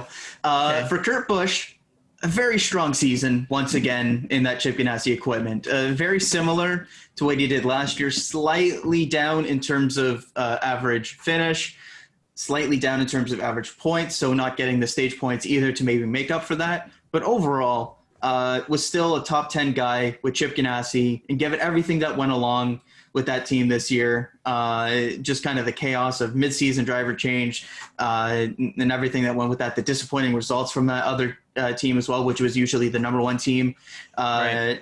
Pun not intended because of the car numbers there. And then obviously the big thing at the end of the season, getting the win at Vegas to book his ticket to the round of 8 as well. Really, really strong season for me for Kurt Busch. So I'm going to give him a B+. Okay. Just slightly away from the A grades, just because the season-long performance was about the same, if not a little bit lower. If he maybe improved season-long in terms of some of those averages, maybe get up to like an A- grade, but solid B+ for me. I gave him an A-. There you go. I think it's difficult to judge Kurt Busch's season, though, because he didn't have a comparable teammate this year for the minus the 5 races. That's to start fair. With Larson. There's no real guy that he could look towards in terms of advice. You're not going to get it from Matt Kenseth with this package, right? So he had no one to lean on. Kurt Busch was the head of that organization this season. You could tell how much time they invested into that one car. The entire organization was just down this year with not having Larson in that car, just to try and build things up and having his notes and whatnot. So I think Kurt Busch, for what he had this season, getting that win for the first time at his hometown track in Vegas, what a great heartfelt storyline that was for him and that entire Busch family, just because he's been wanting that for so long, and to break through in the playoffs nonetheless after not winning that entire season. I think that goes a long ways in terms of my grade for Kurt Busch. So definitely. Not an A, but not like an A just as a solid A, but an A- for the overall grade for Kurt Busch, because I think it definitely was the better Busch brother in terms of consistency this season, and just with the expectations, I think Kurt did a very handy job in what is likely going to be one of his final years here as his season or his career, kind of progresses as it winds down over the next, I'm guessing 2-3 years. Who knows how long we have Kurt Busch for, but did a great job balancing broadcasting as well. I won't forget that part where he did the Truck Series and Xfinity races a couple of times this season as well. So an A- for the first Busch brother here. Here we go. Busch. I'm not gonna get too big into this one. All right. Okay. Don't put me on a pedestal here. I just don't really know what to expect for the grade either. So okay, I'm interested to see what you've got. But for Kyle Busch's season, it's been widely known that I'm a Kyle Busch fan, and it's been a hard season, and he doesn't have his crew chief and Adam Stevens for next season after they're breaking up that partnership. If you didn't see that, where you want to see me cry, make sure to go watch the last episode about the 1 hour and 11-minute mark or something like that. You can see it start to break down, but I won't be doing that today, as I'm going to give Kyle Busch a solid C on his season. Okay. I'm not going to be too down on it because I could have gone way lower. I could have gone with a freaking F if I wanted to, but C in all. When I look at the season, no practice for the most of it and no qualifying, where the 18 team is very much at its best, where it gets to get the car better in time for race day, and then they usually excel on race day. The entire organization of JGR was down this season as a whole from last season. I mean, there was a record-breaking 2019 season, and it was anything but this year, with Denny Hamlin being the only guy getting multiple wins at that organization. So when I look at it, if Martin Truex Jr. had done better, I would give Kyle a lower grade, I think, too, just based off of the teammates at JGR. But with the organization as a whole not getting the job done on a consistent enough basis, I'm going to give Kyle Busch a C on his season. Got that win, extended the consistency streak of getting 16 consecutive seasons with a win. Huge for that team, huge for himself personally in his career. So I'll take that as a positive from this season. And despite losing his crew chief here over the past week, it's obviously heartbreaking. But nonetheless, I think Kyle Busch's season in his final year with Adam Stevens was poor, but it wasn't as bad as I think people are showing. He had bad luck. A lot of things happened throughout the season that was not part of his own doing, and he messed up sometimes as well. I'm not going to totally mitigate Kyle Busch from making mistakes. Everybody does. So I'll give Kyle Busch a C for my 2020 letter grade. He gets a D for me. And it's just because of the sheer drop-off. Not just the championship and not making it to the round of 8, but it's also in the numbers as well. Last year's average finish, 8.9. This year, 13.8. That's almost 5 places worse. You look at the points as well, where stage points come in as well. 36.9 was his average points haul from each race in 2019. 29.5 this past year for a drop-off of 7.5 points per race. Yes, GGR wasn't as good this season, but Kyle Busch was the biggest drop-off in terms of consistent performance. Sure, Martin Truex Jr., for example, wasn't winning races, but he was still consistent in that top 5, at the very least top 10 conversation. Kyle Busch wasn't that this season, and we saw that by the end of the season. Obviously picked up the win at the end of the year, which boosted it up from, quite honestly, maybe an F for me. But he gets a D still. He gets a D with potentially a rebound coming next year. Who knows? For someone that is very harsh on Kyle, I'm surprised that you gave him a harsher grade. I mean, I'm not surprised because I think I went a little easier on him than I probably could have. I think I could have totally given him a C- or even a D like you did. But the fact that you could have gone an F, I think, is a bit extreme. But it would have been like an F before the win, is what I will say. Yeah, well, yes, I would probably give it a D if it was not. Yeah, maybe I would have even given it an F if it wasn't for the win. But it definitely helped that. I went a long way. It's just unfortunate how the offseason has gone for the 18 team because I think when I look at next season, it's going to take a lot for him to get back to that championship form with a new crew chief next season. But, hey, he did that in 2015, so we'll see if it revitalizes his one-off season here in 2021. So I don't want to spend any more time on Kyle Busch as compared to anybody else. I could talk about him all day long, but for his season, we've got a D and we've got a C. So we'll see if he's definitely a bounce back candidate for sure. I think Chris Buescher and Kyle Busch are likely different ends of the spectrum in terms of what we're expecting to perform out of them, but they're candidates nonetheless. So we move on to another B here, the last B last name for our list here. William Byron, a very interesting one here as well. I think I kind of put him in terms of you can go a lot of different ways with the Bowman and Blaney kind of group there. William Byron getting his first career win this season at Daytona. Moving on, no, he didn't move out in the first round. No. He got out in the round of 16, unlike was he out in the round of 16 last season? I can't forget.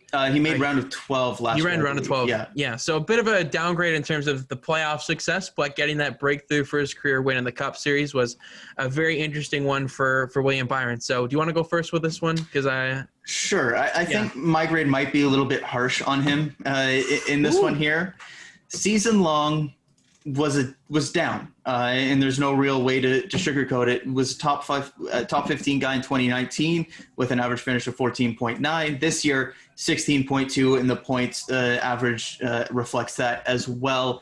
I was expecting maybe a bit of a jump up in performance from Byron this year, to be honest. When you look at the way that he ended the season, making the round of 12, there were some positive signs going to this year, and kind of, I won't say regress, but kind of plateaued a little bit this season. Yeah. But did get the win, though. So it kind of balancing all of that. I like the partnership with Rudy Fugle going into next season. But for this year, was a little bit disappointed by Byron. I was expecting him to jump up to what Bowman did this year. So for me, he gets an even C grade. Whoa. Holy smokes. Doesn't improve playoff performance, doesn't improve season long, gets the win. But for a guy that is as young as he is and the kind of prospect that he is, you'd expect some progression by this point, and I haven't seen it. I gave him an A-. An A-? Whoa. Okay. Yeah. I liked William Byron's season a lot. One. I liked William Byron's season a lot more than you did. I think I saw positive signs from that 24 team. I mean, 14 top 10s, not too shabby in terms of what he was around. Only the one DNF, 4 DNFs for him as well. Sorry, I was looking at the wrong person. But 305 laps led, that's pretty damn good compared to where he's around in that. I'm not expecting William Byron to be a round of 8 contender just yet. I mean, let's just not forget this is the old 5 team that was pretty poor to end Casey Kane's career there at Hendrick Motorsports. So I think William Byron with that win and the Chad Knaus pairing, I know it's not going to happen next season, but I saw signs that they were in the right direction. I think that Dover race, the second one where they rebounded, showed me a lot in terms of his talents, and just he could have easily missed the playoffs. Like it was nip and tuck there at the end between himself and Jimmie Johnson. Like it was very close. And let's not forget Jimmie Johnson effectively missed 2 races. I mean, if you're looking at it in terms of William Byron to Jimmie Johnson, it's got to be a little bit of a knock on the kid in William Byron that he was that close to Jimmie Johnson, who missed basically 2 full-time chances to earn points. So in all likelihood, if Byron doesn't get that win and Jimmie Johnson finishes Daytona, then Byron misses the playoffs. But he didn't. That just opening round of the playoffs there, we didn't get to see a replay of what happened to him at Bristol, but he put himself in the position there at Bristol that he could have moved on to the round of 12 if not for a replay or an incident with a lap car that we did not get to see, unfortunately. So I can't put it all on Byron this season. I think he showed me glimpses throughout that gives me positive signs. And when you look at how bad he struggled in his first rookie season to then moving up to the round of 12 in 2019 and getting that first win this season, I think there's progress to be had there, and there's progress to be made that he's made already. So I think Byron, with all things considered, I expected him to make the playoffs, had a rough first round. There's no denying it. But I think after that, he showed me some stuff as well. I think he finished the season out fairly well. I don't think Byron is quite there yet. Obviously, I think he's just that step behind yet. I mean, he's an Xfinity Series champion. Let's not forget that. But he had a historic Should be rise a Truck to the Series ranks. one as well. Exactly. Like he had an historic rise to the ranks, and I think there's a lot of pressure on him to do well in the Cup Series just because how fast that transition happened for him. But he's still very, very young, and I think also he won the most races on iRacing this season. So I'm going to give William Byron an A- for the season. I hope I did that justice because I think you did. Yeah. I think he did better than what people are giving him credit for. It just wasn't the numbers really to back it up. Just that average finish, I think, hurts him a lot when you're looking at it. But if you look at the season and how he performed through the stages and everything, I think Byron did around what I was expecting him to do. And there's a great upside with him. There's no doubt. No argument there. Definitely. And maybe my expectations going into the year were a little bit unrealistic, just given how big of a jump he took from 2018 to 2019, going from 4 top 10s, an average finish of 22nd. All the way up to round of 12, 13 top 10s, and shaving that average finish more than 7, like right around 7 spots. Like that's insane. That's a huge progression. And I was expecting maybe some more of that. And season long didn't happen, got the win though, but it was at a super speedway. So taking all that into account, I was just a little bit more disappointed, but I definitely see where you're coming from. But yeah, next year, once again, I like that partnership with Rudy Fugle. Maybe a slow start just because younger driver with an inexperienced crew chief at that level. But as that season goes along, maybe a round of 12 berth is in the cards. I just think how clutch he was at Daytona. Like, it was incredible, that win. Yeah. That can't be denied. Like, he made it 4 wide there with Logano for that pass for the essential win there at that point in time. Holding off Martin Truex Jr., Chase Elliott, Denny Hamlin on a super speedway track. That's nothing short of spectacular for a guy that's very, very young. So, and one of his must-win race, really. Yeah, and one of his big strengths as well this season was taken away in his qualifying speed. He's shown that consistently. Very, very good there. Like last year when season-long qualifying was in, he started 12.4 and had 5 poles. This is a guy who's really good in that single lap when it counts. He can do it. And that was taken away from him, which maybe took away some stage points as well. So I definitely see where the argument for a higher grade comes from. Yeah, that's our biggest discrepancy so far. Yeah, a C to an A-. Yeah, it's quite the way off. If you're William Byron, I hope you like my marking a lot better than Kyle's. But I understand both sides. I might get dumped in iRacing or something. Yeah, we'll see what happens with that if he's watching. He's coming for Cushman. So we'll move on to a rookie here in Cole Custer to lead off the only C last name of the list here. So. One rookie of the year this year for Cole Custer. So encouraging signs there. Made the playoffs, got that first win, unlike the other rookies this year. That great win at Kentucky. I mean, just an incredible last 2 laps for him to go 4 wide on the front stretch and then just stick it out on that final lap. But Cole Custer struggled in the playoffs, was not able to have that consistency maybe that we were expecting, especially since he was probably the 4th SHR car there besides the win, right? When you're looking at consistency in the points total that he had, especially in comparison to Daniel Suarez. We had this discussion, I think it was about a week and a half ago or something like that, with the Ryan Preece getting confirmed and all that, and how Suarez and Custer, when we look at the point differential, Custer didn't do that great compared to Daniel Suarez's performance when he was in that car in 2019. So this is up in the air for this one. Gets the win, but doesn't have the consistency maybe to show for it. So I'm going to give Cole Custer a B- for this season. I didn't have him making the playoffs before the season started, so I didn't have the highest expectations. I thought Bell would be the rookie if he was going to make it, just based off of the upside of the 95 team, it seemed, and the trajectory it was going into this season. But I expected Custer to miss the playoffs, but the fact that he did really just blew me away, that he won a race even, and it was a great restart. But that consistency really drives me nuts on Custer. It's a very difficult thing to do, and to have only 7 top 10s this season and 2 top 5s, and one of those being a win, it's hard to give Cole Custer a phenomenal grade, but the win definitely helps in giving that grade. If he doesn't have the win and misses the playoffs, because he definitely would have based off of his point situation, then you're looking at about a C for me for Cole Custer. But with that win, it bumps it up about a letter grade. So I'm going to give Custer a B- for his inaugural season in the Cup Series. Yeah, I agree with a lot with what you're saying there. But for me, the difference in season-long performance, average performance between Custer and Suarez is just a little too much to go quite up to that B-. So I'm actually going to give him just a straight C as well. But when you look at it, why was Daniel Suarez out at Stewart-Haas Racing? Because he didn't make the playoffs. What did Cole Custer do? He went and made the playoffs. Yes, it wasn't on consistent performance, but he went out and got a win, which is, 1, something that none of the other rookies did, and 2, something that Daniel Suarez didn't do in that car as well. The season-long performance was a big drop-off, going from 16.4 average finish down to 19.2. Definitely need to find more consistent speed closer to that top 10, and maybe that comes with Clint Bowyer leaving and another rookie coming in there, so maybe he jumps up a little bit in the totem pole there. But just a little disappointed in average performance. He arguably had the best car of all the rookie drivers this year and wasn't that clear step ahead of the rest. So for me, just an even C grade.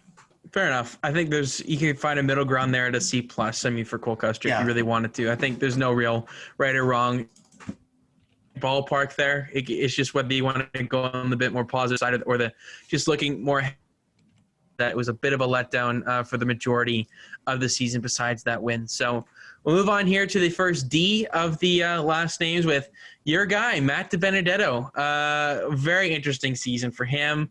Was up in the air for a long time on whether he would return to Wood Brothers next season, and thankfully he is.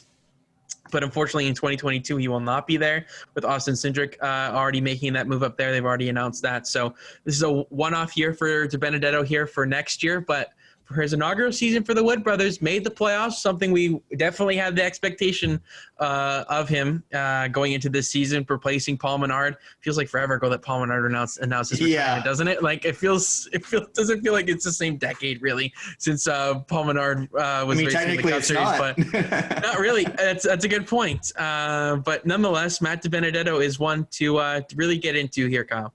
Yeah, he basically did what he was asked to do this year. He took that car and brought it back to similar performance to what it was when Ryan Blaney was there. Did he get the win? No. Did he have a deep run in the playoffs? No.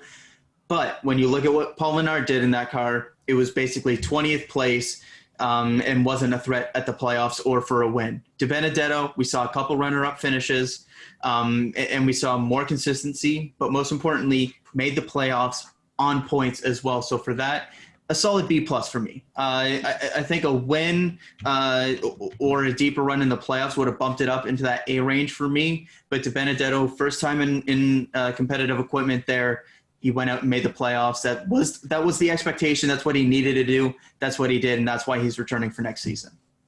I also gave him a B+. There we go. It's another similarity there, the second one that we've had so far. So since the first one, though. Almirola and DiBenedetto, we agree on.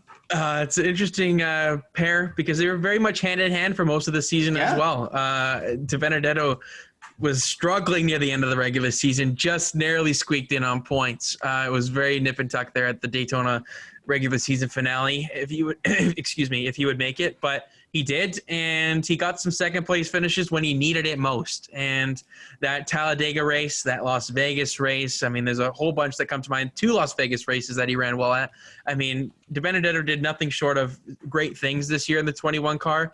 struggled at some points, 3 top 5s only on the season, which leaves a little bit more to be had there when you look at what he could have had this season. But 11 top 10s, so not the greatest number there either, but he was just kind of middle of the road. The 21 car is not a Penske car. It's aligned with Penske, but it's not the entire level that a Penske car is. So you can't really compare the 3 of those to the 1 car of the 21 car. So I think DiBenedetto with a B+ makes sense for both parties here. It just was pretty good, but it wasn't spectacular, but it wasn't bad either. Like, it was just really solid for him to come into the 21 camp and make the playoffs. That was the biggest question mark coming into this season, and he prevailed at that. He gets the check mark with that one. Just didn't quite get that win. So hopefully next season, if he does do that, that'll do wonders for him for 2022 with his silly season. But for right now, I think a B+ is a great grade for DiBenedetto for his 2020 season.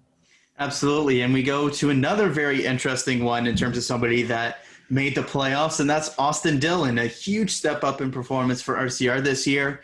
And honestly, Austin Dillon exceeded expectations in basically every single facet. He improved his average finish by 3.3 positions, his average points haul by 4.7 per race. So getting higher finishes, getting a few stage points as well. But the big thing, a win, great performance in the first round, and made the round of 12. Just a spectacular season, really, for me, for Austin Dillon. I don't really see any downsides to it. So for me, I'm going big on this one. I'm giving him a straight A. I was very impressed by Austin Dillon this year. I have the same grade. I give him an A as well. Blew me away this season. I mean, the one when he had great strategy call, he wouldn't have won the race besides that. But the fact that he held off Joey Logano, Kyle Busch, and some of the other guys behind multiple him times. And got the lead past his teammate in Tyler Reddick, looking for his first win, so you know he's hungry. Austin Dillon did enough for me this season. I've been down on him in the past with just winning these fluky races, the Coke 600 on fuel mileage. Like, I mean, that was just nuts. Daytona with wrecking Almirola on the backstretch, right? Like, those are his first 2. And then you look at now this one here with Texas. They're kind of all fluky in some way, but I think this season was the best overall season I've seen from Austin Dillon in the Cup Series by far. Oh, yeah. He was at RCR take that next step forward here. I don't know how much that had to do with Tyler Reddick's emergence, and how much he brought to the table in terms of development for the car. I think next season, I think he could be definitely within the playoff contention and getting another win just based off of what we've seen with this Hendrick ECR alliance with the engine, in the finale with Chase Elliott. I think that we could be seeing a possibility of the RCR resurgence here with Austin Dillon and Tyler Reddick at the forefront. So Austin Dillon gets an A, winning a race this season, something I did not expect from him, and making it to the round of 12 in the playoffs. That's really damn good. So yeah, I'll give him an A, not an A+, because I need to see a little bit more. That's a special one. That's reserved. Yeah. A+, you need a lot, but A, Austin Dillon with the expectations for him this season, he definitely exceeded them. So a solid A grade for both of us here. So 2 in a row. Can we go 3 in a row for the next one? And that is going to be in his brother Ty Dillon for next season. So do you want me to leave this one off? Because Sure. Okay. So this is a tough one for Ty Dillon, just based off of the season and this being the last one for Germain Racing. I don't know how much they really put into this season, but I'm going to give Ty Dillon a C. I don't want to give too high, too low. He didn't blow me away. He didn't totally disappoint. Like, I'm not expecting too much from the 13 car, but we saw glimpses from him at some point in time throughout the season that he was solid top 15, top 10 on a rare occasion.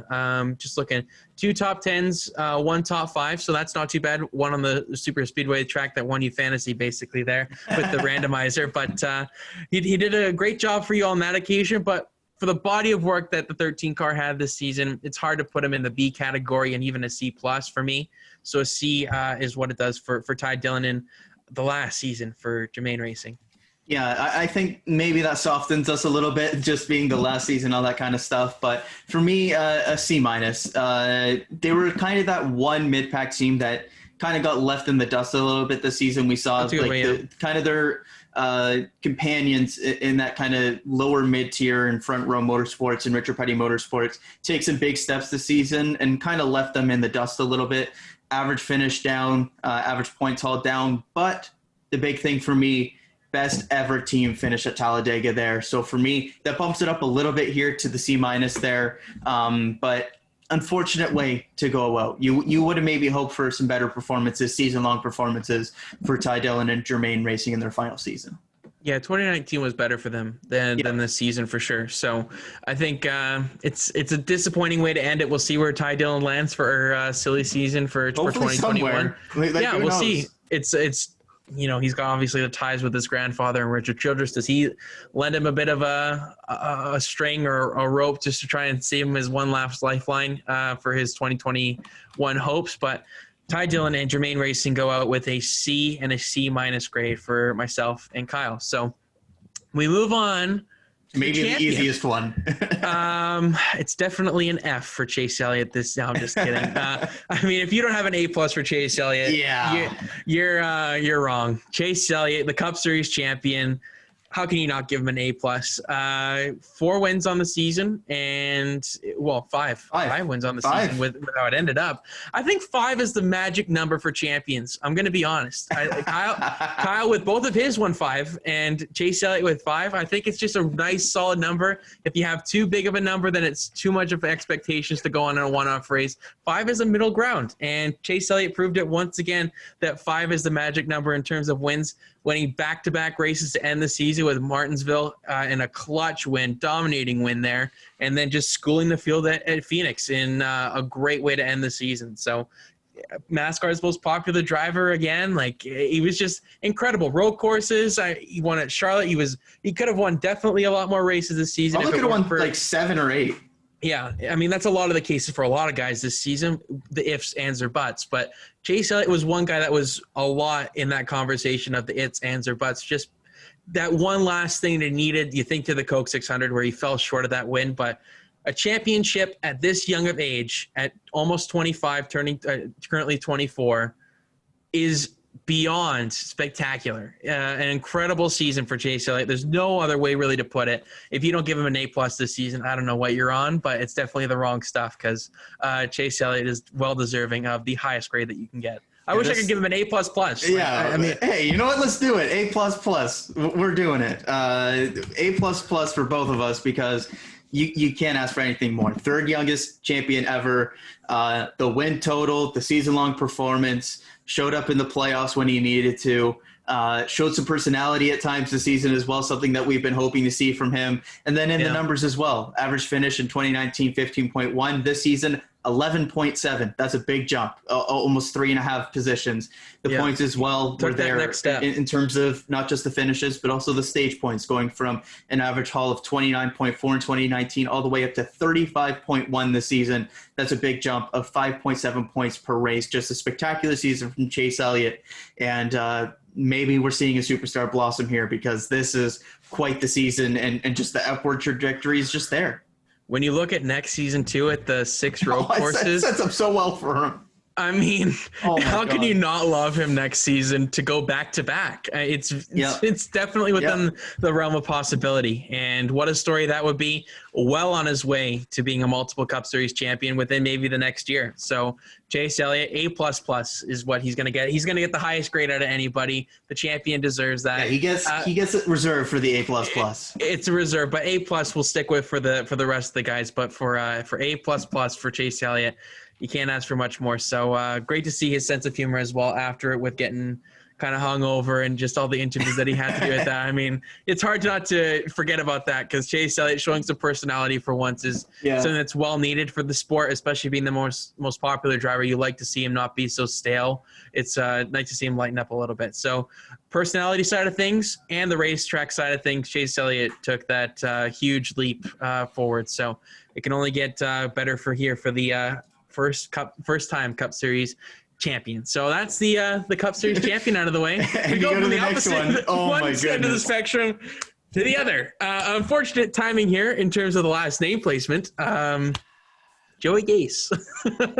Do you want to take this one first, Kyle? Sure, I'll take this one. We don't have to spend too much time on this one. 33 races with Rick Ware Racing this year, so props to the guy for being able to mentally go through that. I don't know a lot of people that necessarily could. But you know what? I'll try to at least have some kind of analysis here. In 2019, 11 races with Rick Ware Racing, average finish of 35.2. This year, 33 races, average finish of 33. So at least it's an improvement. Of the backmarker guys, he wasn't necessarily winning that battle at all. A couple. You have an award for that. I actually tallied it up, so we'll get to that later on. Okay. But not a ton of top 30 finishes either, so just nice and simple. D+. It's Rick Ware Racing. That's Can you give all. D+? Is that a grade? Yeah. Really? I thought it was A, B, C with the pluses and minuses, but I thought D was only. I don't know. I've always thought of D+. That's definitely a thing. I could be wrong. I've never received one. All right. No, I've never received anything lower than a C. There's definitely a D+. There's definitely. I'd be curious on that because I didn't think there was. But fine. I give him a D. I'll give him a D then if D pluses don't exist. I'll give you the D+. It's fine. I'm going to give him a D just because of how many times he was in the stupid lap. We'll have to investigate that later on, but that's going to be behind the scenes after the show. We'll see if I'm just totally I only stupid. have one other D+, so it's okay. Yeah. I think I have two more, but yeah. Joey Gase, I'm giving him a D, just because I didn't know there was a D+ option. But I'll give him a D. Just I thought he was in the way too much in terms of being the lap guy. There's multiple occasions I can list them off when he was just in the way of the leaders, and it just drove me nuts, as many of the lap cars usually do. But I didn't tell see he's a Kyle Busch fan. Shush. Just be glad we don't have to do a Garrett Smithley report card. We won't mention that. So I'll give him a D. I don't really want to spend too much time on Joey Gase. Kyle outlined it perfectly there. Yeah. So we'll move on here to the opposite end of the spectrum again. This poor guy. This poor guy. He should have been named anything else with a last name but Gase. It just fits in here so perfectly. As we move on to the two most consistent and dominant drivers of the season, we'll start off here with Denny Hamlin. Kyle, what are you thinking here for the letter grade of the 7-time winning Joe Gibbs Racing Toyota driver? Yeah, this one it's not tough, but it's kind of annoying to not really be able to give that A+ grade because it didn't end with what they needed to do, and that was the championship. They made the championship 4, and then when they got there, they were the worst car. They were the only JGR team to kind of maintain their performance from last year, actually improving on average finish and average points haul as well, which is something that the rest of the JGR stable cannot say. The win total was there, but in the playoffs, they kind of lacked a little bit. And it wasn't just a couple of races. It was kind of the whole playoffs. And then when we got to Phoenix, they were maybe the underdog going in, and we saw that as they finished 4th. So for me, the win total boosted up big time, of course, because you just can't ignore that. They made the championship 4, but when they got there, didn't do anything with it. So just an even A for me on the season for Denny Hamlin. Man, that's a good point. You made some good points there. I have him as an A+ currently, but okay. I don't feel like he's an A. I don't think he's an A+. Like, I wish there's like a middle ground there because I don't think he wasn't like spectacular this season. I've said it from the get-go really this season while we were discussing. Yep. I'm not as high on Denny Hamlin's season as many people were, but the fact that he boosted as you give him an A+. No, but the reason I gave him an A+ is because of how poor JGR did in comparison to him. Yeah, like, good point. If he doesn't bring up that entire organization, it makes more sense why the others struggled. But that's why you give them a little bit of more of a equal grading between all 4 of them. But with Hamlin leading the charge by so much more, 6 wins over the next guy, I mean, that's unheard of in terms of an organization, really. So it's hard not to give him an A+ when he was the top second guy really all season. Probably could have had more wins. You think back to Bristol in the spring where he totally flubbed it. Indianapolis where he was leading late before the tire went. You know, you're looking at maybe a 9-10 win season for Denny Hamlin without those last couple mistakes or mechanical failures, right? So in terms of that, I think his laps led total was, we've got it here. So I've got 1,083. So not as much as I would probably expect from a guy that won 7 races. I think he came on a lot later in the race. He didn't quite have the stage wins or something. I think he fluked into quite a few wins. But when you look at everything else, it's hard to make. He made the championship 4. Kevin Harvick didn't. He got that battle, right? Like got the 7 wins, one of his best seasons on record. He didn't get the championship. Obviously, we're still waiting on that for Denny Hamlin if he ever does get it. But I'll stick with my A+, but he could easily go to an A for me. I mean, it's basically the same in terms of what I'm thinking. I just want to give him, based off of the body of work this season and in comparison to everything his teammates did, I think it's fair to give him an A+, but falling short of that championship definitely leaves a lot to be desired there for Denny Hamlin. So I'll give him an A+, and Kyle will go with an A, but I could easily go down to an A. Yeah, and it's kind of a similar conversation for Kevin Harvick as well, because very similar season in domination all year long, even more so in the playoffs, I'll say, until the penultimate round. And one position is the difference it makes at the end of the day, whether that be the win or getting one more point between him making the championship 4 or not. And once again, because of the format, he's not the champion, so you got to take that into account into your grade. Any other format, he would be getting an A++ probably for me, just because of season-long performance. But because at the end of the day, they didn't perform what they needed to do to win the championship in the format, it's only an A for me once again. Arguably the best season of his career, and yet they choked at the end of the season, and that's when they needed to show up the most. So for me, that bumps it down from what was a remarkable season. I think that's very tough from you here. It is very tough. I think that is extremely harsh. Like, based off of 2 races, really, where he struggled the entire season, you bump him down. They were the ones that mattered. I understand that, but I think one was out of his circumstance, hitting the wet at Texas. That was just ridiculous conditions there before he wrecked. Like, just the first guy to hit the water, he would have easily had a chance to win that race if not for that, right? You think about that. Martinsville, they missed a setup. Clear as day, right? Full stop, as you like to say. Full stop on that one for Kevin Harvick. They just missed the setup at Martinsville. But besides that, there was no weakness in the 4 cars team this season. He was leaps and this is why I think it's so much better to give Kevin Harvick an A+ instead of Denny Hamlin. He was leaps and bounds the most consistent guy week in and week out. Even when they had a bad car, they were in a top 5 position, top 10, if not that. 7.3 right? average finish this year. Insane numbers. He was beyond spectacular. Like, this is one of the best numbers, best seasons I've ever seen watching NASCAR. Like, he was just unstoppable. It seemed like so effortless. That was the thing that really surprised me the most. They showed up off the truck. I'm leaving here with the trophy. Like, it was just as simple as that, right?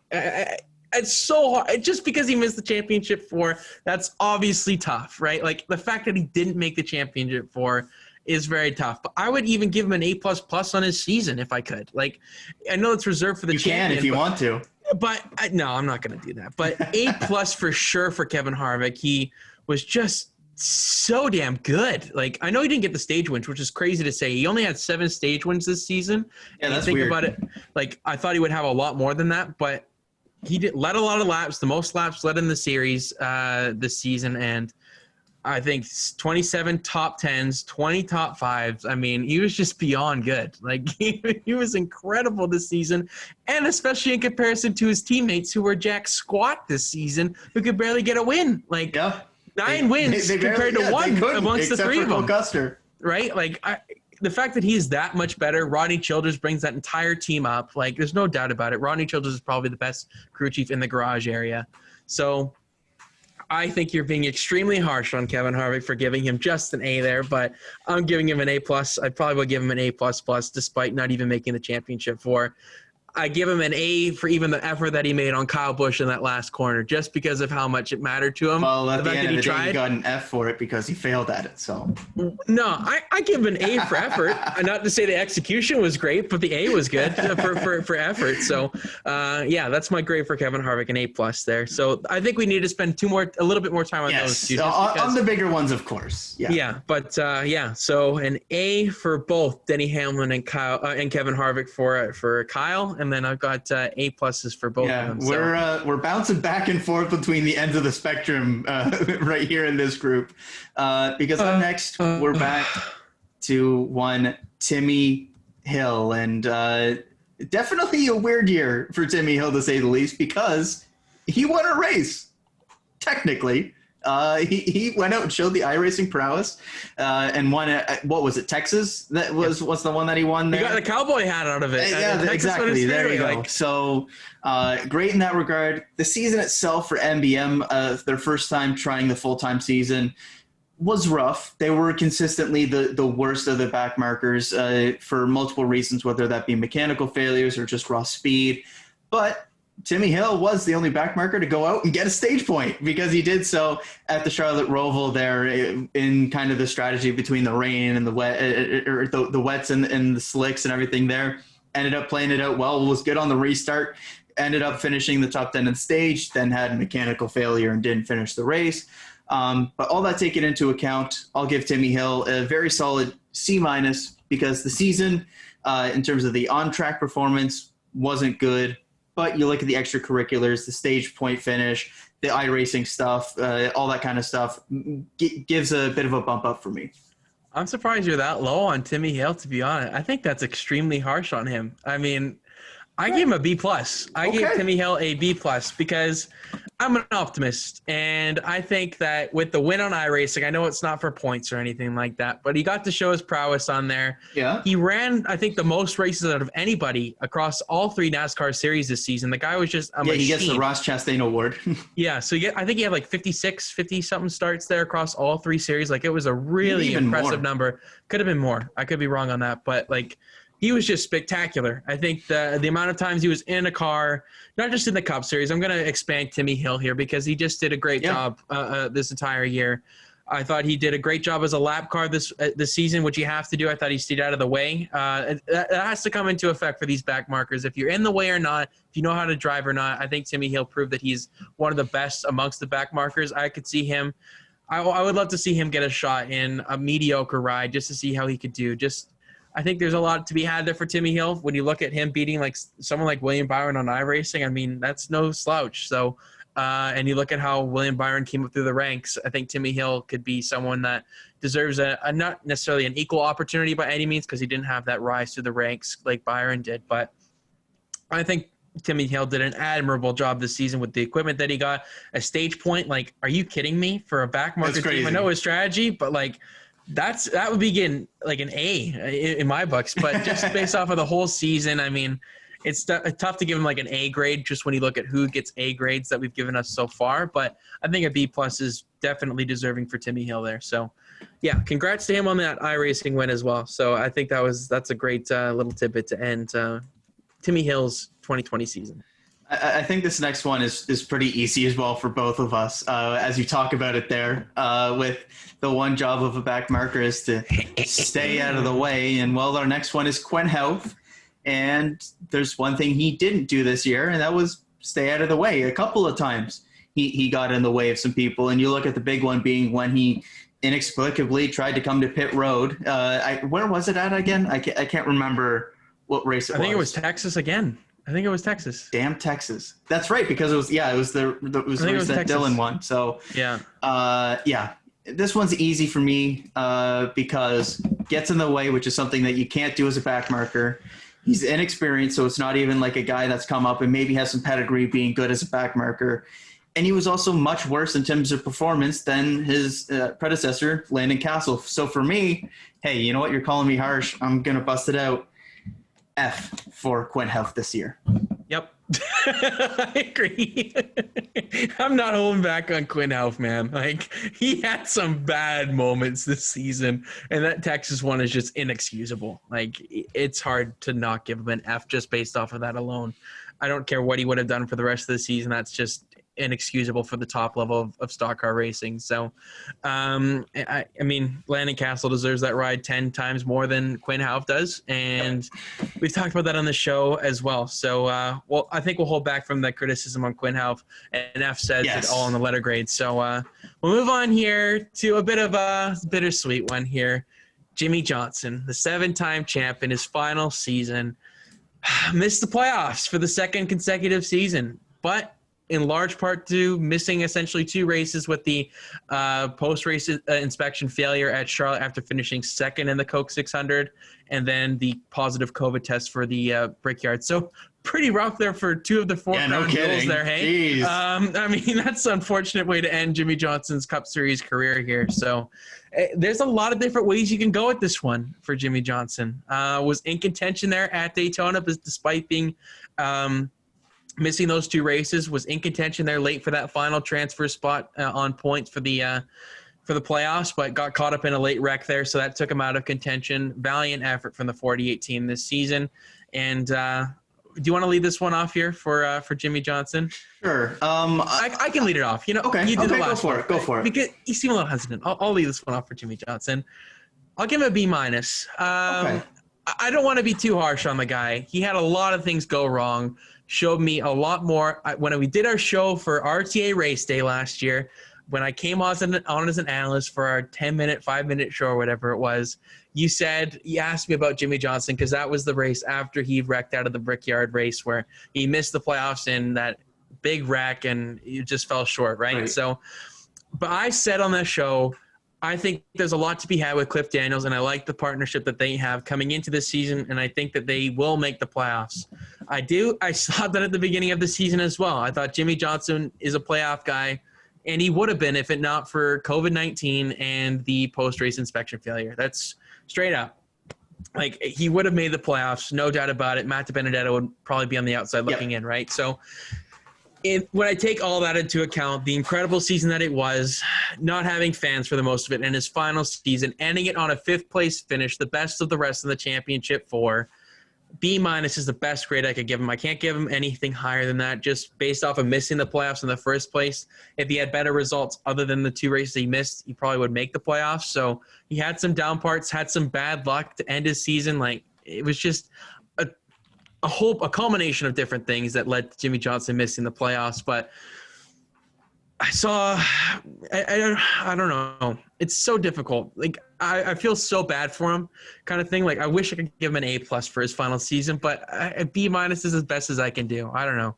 It's unfortunate to give him that low of a grade, but I mean, you could even go lower if you wanted to. Yeah, I actually ended up going a little bit higher. I just gave him a straight B. The overall consistency was there versus last year. Again, if you look at a couple of different results, and it's a much different situation. You look, of course, the big one being the Coke 600 DQ, and then not being able to race in Indy as well when he would have had a really good starting position as well. So you look at that versus last year, less top 10s, but more top 5s. So more impressive speed at times. Comparable season to last, still a pretty big step behind the rest of the Hendrick teammates there in terms of consistency. Maybe I'm a little bit soft on him there, but I just gave him the straight B. No, I agree. The only reason I probably would give him a tick down from that is that he made some mistakes himself. I think back to like Texas or something like that. Texas was just a crazy Arlington, race, eh? When he on the last lap. Stage points. He was leading the stage. Yeah. Like, he would have huge points. That would have been for his playoff hopes there at the end. He might have made it if he won that stage.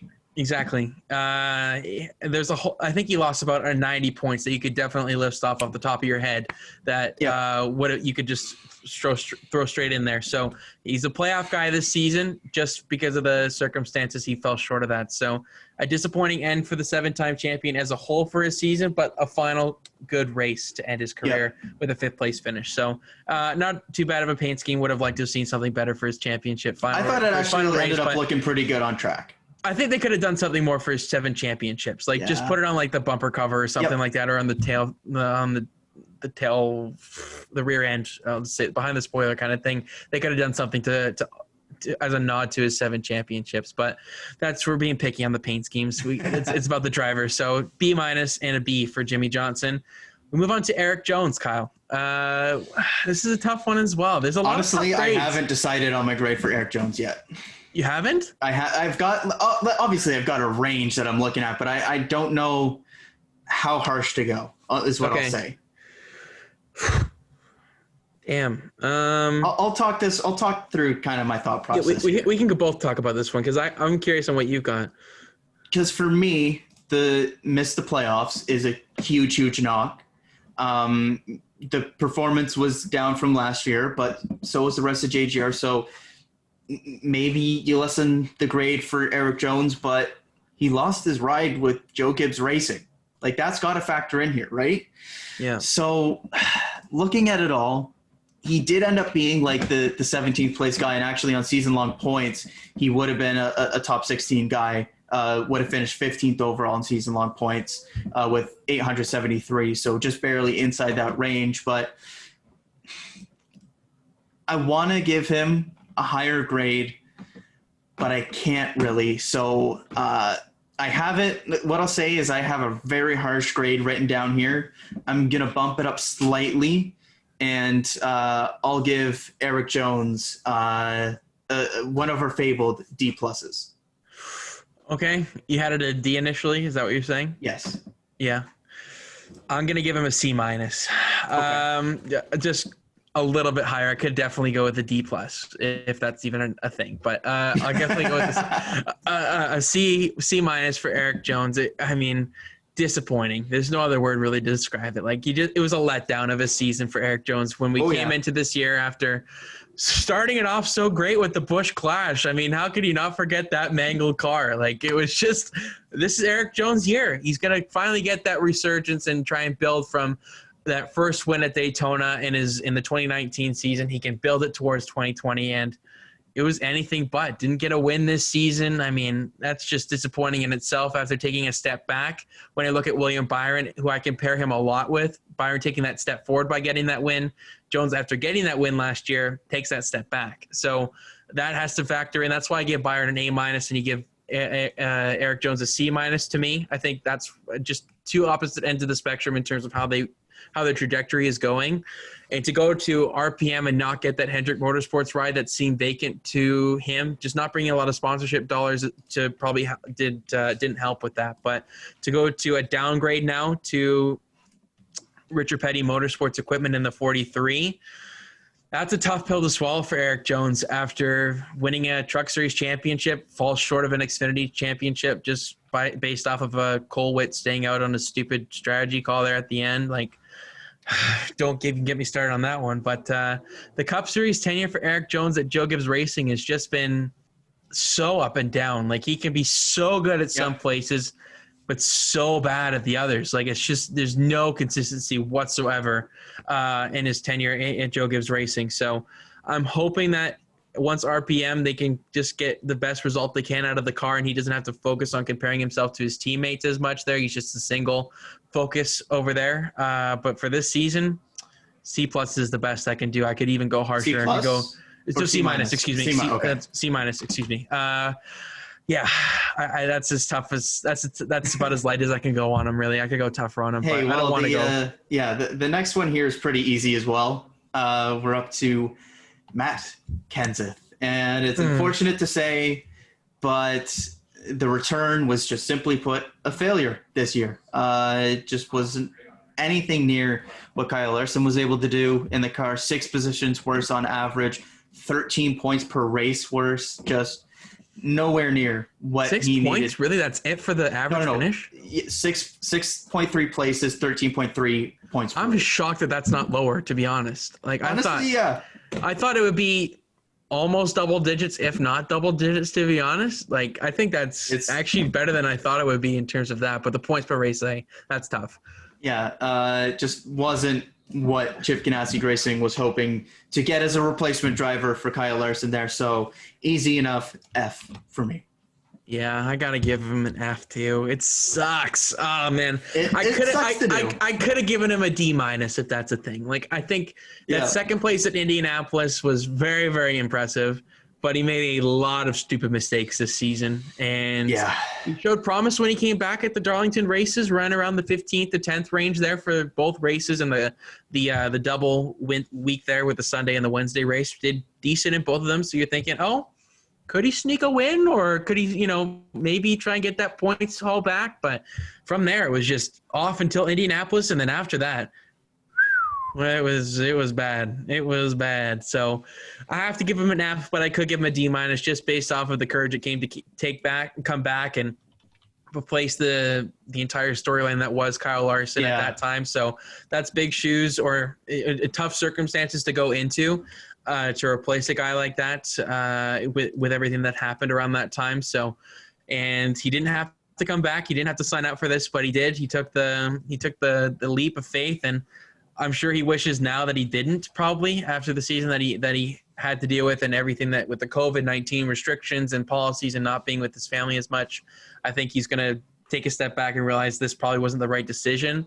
But at the end of the day, I applaud Matt Kenseth for even coming into this and trying it. So an F nonetheless, but I can understand probably a D or a D minus grade for Kenseth as well. So yeah, unfortunate there to end Matt Kenseth's career, the worst of the three that are soon to be retiring here with Jimmie Johnson, Bowyer, and Kenseth. So we move on to probably a bit of definitely the opposite end of the spectrum in terms of most likely a grade here.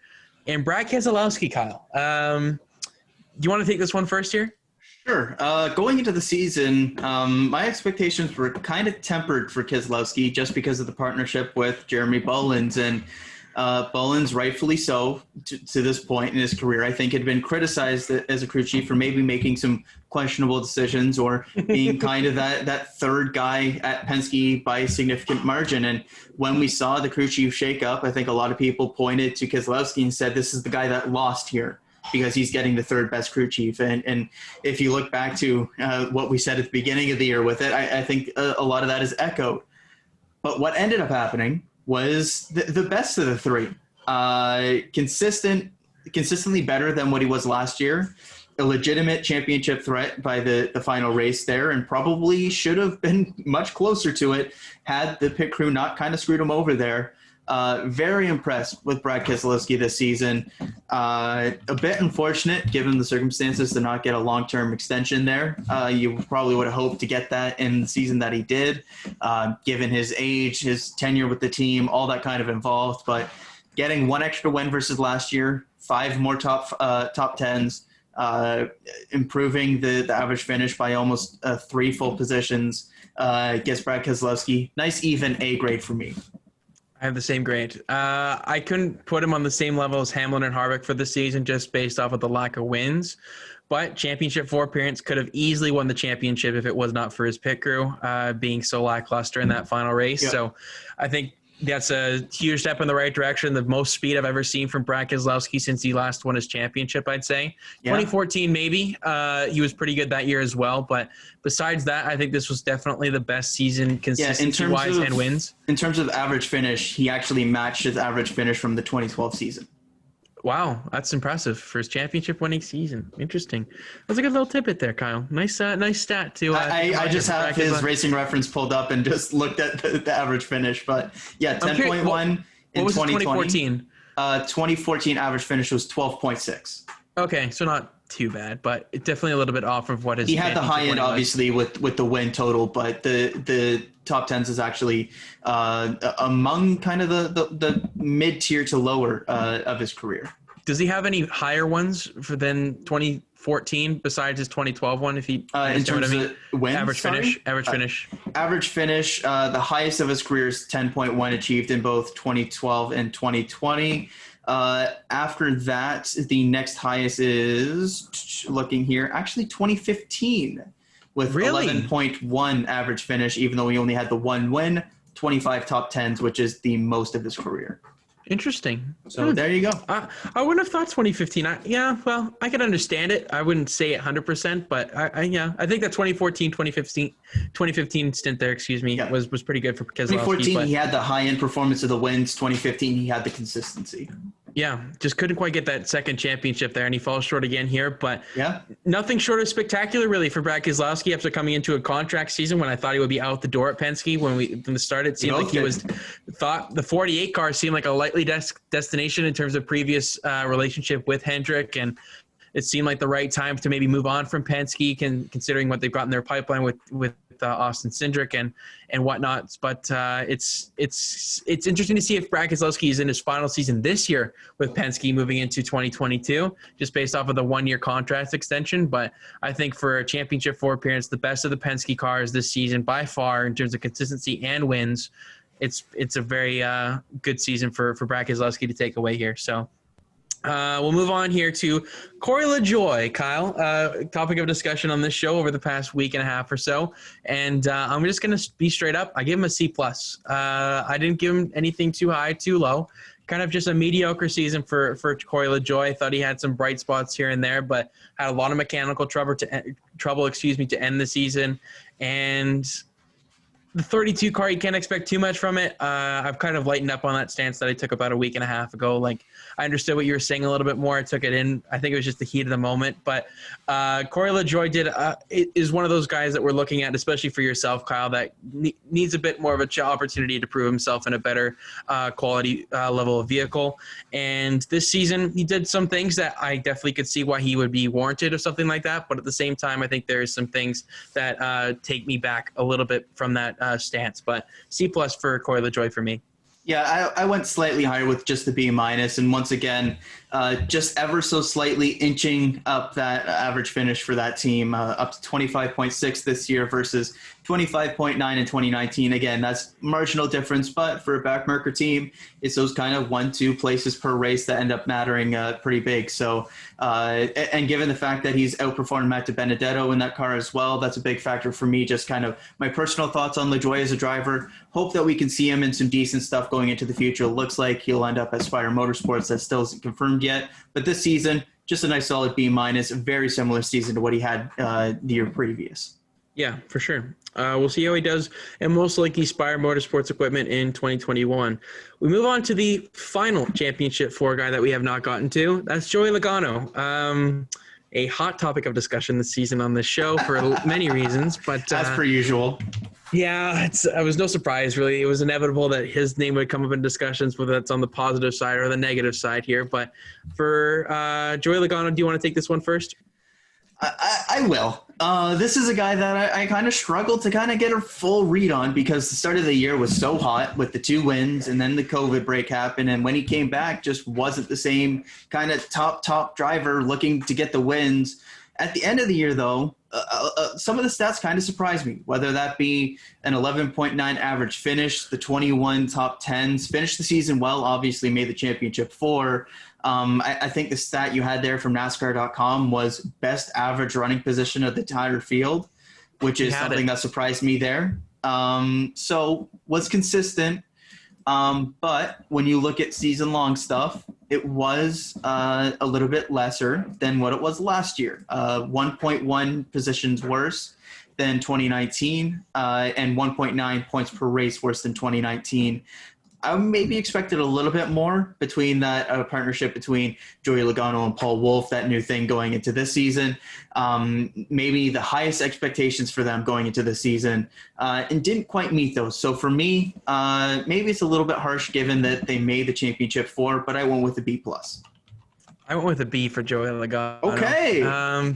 Yeah, I'm going to be a bit harsh on the guy. 3 wins this season. 2 wins to start the season that nobody remembers, to be quite frank. Lucked into the one at Vegas because of a late caution there that Ryan Blaney's crew kind of blew. His former crew chief there kind of screwed him over and allowed Logano to get the win, essentially. And then Phoenix, props to him. He won that race fair and square. Like, he came into the Championship 4 race here with that previous win. Oh, we're looking at Logano. But then after that win, after they came back from the pandemic, I mean, the 22 car, I feel like, was not really anywhere. It was definitely in the top 10. But not top 5, like that 6th to 10th range, and wasn't quite leading laps every week. 939 laps. No, 4 DNFs on the season. Like, he made a lot of mistakes and was in the way that Bristol race. I'll still not get over that one, but I'm gonna give him a knockdown just based on his stupidity on that one. I had him as a B originally and bumped him up to a B+ when I saw some of the stats on season long stuff.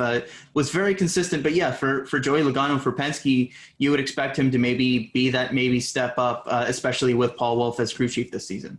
I think people are going to be too nice on Logano's rankings because he made the Championship 4, whoop-de-doo. But I don't think before that, like the entire season as a whole, he did enough to even warrant an A grade. I wouldn't even even if he won the championship, I'd give him an A grade, but that would be very, very close. Like, the fact that he didn't show up there in the championship race really at the end, like fell off at the end, fell back to third behind his teammate, right? Like, once again, had the track position. Exactly. He was in position, the best place he could be after the final pit stops in the lead, and he lost it out to Chase Elliott there just because he was had a faster car. But the numbers will look better for Logano's season, and the Championship 4 appearance minimizes everything else because you made the Championship 4. But if he didn't make the Championship 4, you're looking at the grade that I'm probably giving him. I think that some people will probably give him a higher grade just based off of that appearance. But a B for Joey Logano. 3 wins on the season, having Paul Wolfe at the top of the pit box as well. I think you expect a little bit more, especially considering what his teammates did on a consistent basis. So a B+ and a B for Joey Logano. So we're very much in the same ballpark for a lot of these. We're just a little letter grade off one here or there. But move on to a very good one here, I think, for Michael McDowell, a guy that we mentioned a lot on the show in the notable finisher section after each and every race. And I don't know, it's a difficult one to kind of get into, but I'm going to give him an A- for this one for Michael McDowell.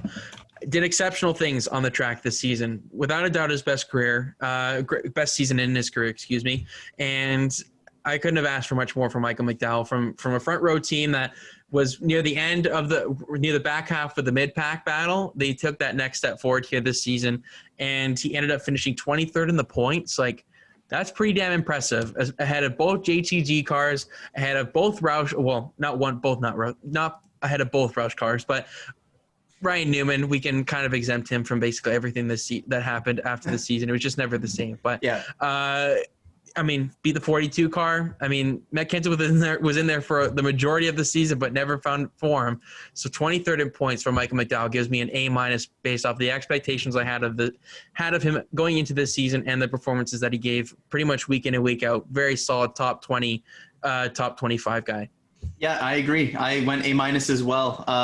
Such a huge improvement from Front Row Motorsports this year. Again, last year they were, I think, 27th, 29th, and 30th, or like 28th, 29th, 30th. They were basically the bridge between the back markers and the midfield for the most part, and they took a step up to become a part of the midfield this year. So fantastic year for McDowell. Best statistical year of his Cup Series career. Didn't have the top 5s like he had last year. He had 2 of those last year, but those were his only top 10s this year. 4 top 10s, and was legitimately there on speed quite often. And I think the proof is in the lead lap finishes. 23 this season versus 11 last year. That's all you really need to know about how big of an improvement they had this year. Maybe a bit harsh not to give just the straight A grade, but I feel like if they take another step, that's when it becomes that kind of A grade. But to go from back of the midfield to middle of the midfield, that's a solid A- grade. Sorry, for me. Yeah, I think A is just like top tier kind of thing. Like, you had an incredible season. A- is nothing short of great for a team like that. So A- is for both Kyle and I for Michael McDowell's season. Move on to a guy we talked about earlier in the show here now, Kyle, a guy who's going down to the Truck Series, and John Hunter Nemechek. Was not expecting too much from him in his rookie season, but I'll let you lead this one off here first for JHN, I guess it is, yeah. Yes, won't go too long in this one because obviously we've talked a decent amount about him already. Surprised a lot of people with this rookie season, just given Front Row Motorsports' big improvement in pace. First half of the season, you're probably looking at something in maybe even an A grade, just how good he started the season. As the season went along, the performance dipped a little bit. The crash frequency went up, ended up finishing as the most frequent crasher in the series this year with 0.61 crashes per race, which is a wreck every other race, if you know that. The thing, though, is that they weren't usually terminal, but that kind of looks towards Nemechek. Maybe the inexperience there, spinning a little too much, wrecking a little too much, and kind of ruined some potentially decent runs at the end of the day. So for me, just a little bit step below McDowell there. I gave him a B+ at the end of the day. I give him a B-. Okay. Just a little bit harsher on him, I'd say. This is a huge risk what he's doing, like we talked about earlier in the show. So I just... The second half of the season, he made some mistakes and he got in the wall a lot, whether that's just blowing a right front or just out of his own doing. But I think with the expectations I had coming into the season, it's a B+ grade. But with the results to end the season, B- is probably the best I can do for John Hunter Nemechek. Yeah, the thing for me, though, is that's definitely a factor. But even with that kind of mediocre performance to end the year, it was still a night and day difference versus what David Ragan did in that car last year. 26.3. Hey, don't be dissing my David Ragan. Don't be dissing my David 26.3 average finish in 2019 for that 38 car, 22.4 in 2020, which is an improvement of nearly 4 full positions. 4-point average finish better as well. So for Nemechek, very impressed by him this season. So he gets the B+ grade for me. It remains to be seen what the grade for the silly season move is, though. That's definitely a gamble, but I was very impressed by both front row cars this year. Yeah, fair enough. Having the top 2 letter grades for both front row motorsports cars is a really great season. So move on to Ryan Newman here, Kyle. This is a tough one. Yeah. Oh, man. I want to give him an A++, really. Just after everything he's gone through this season, the season opener at Daytona, the scariest wreck I've ever watched. Yeah. Just incredible scenes that he walked away from the hospital 2 days later with his kids hand in hand. And this is a tough one. On-track performance this season, Roush just took that huge step back. Newman, a playoff guy in 2019, nowhere close to that in 2020, finishing 25th in the points. 3 races removed, though, after the recovering from the injury, suffered from the Daytona 500 crash, though.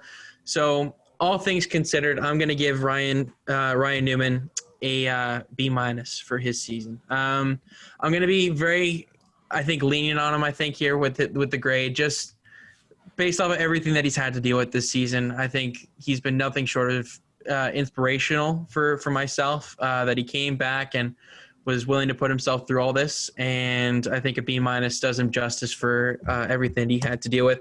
Maybe not necessarily on the track, but everything off the track is everything that I'm going to get for Ryan Newman there.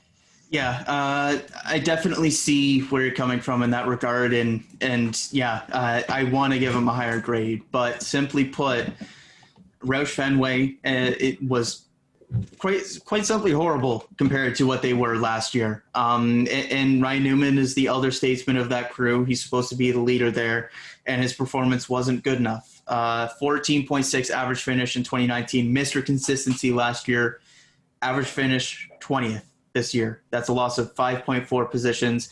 In terms of the points, 24.2 average points per race in 2019, 17.2 this year, which is a loss of 7 points per race. Yes, the off-track stuff, I'm sure, impacted things. But there was the big break there before he came back. But the performance never picked up as the season went along. So it's tough for me to do so. But I'm going to give him another one of those famed D+. It was just Roush Fenway as a whole wasn't good.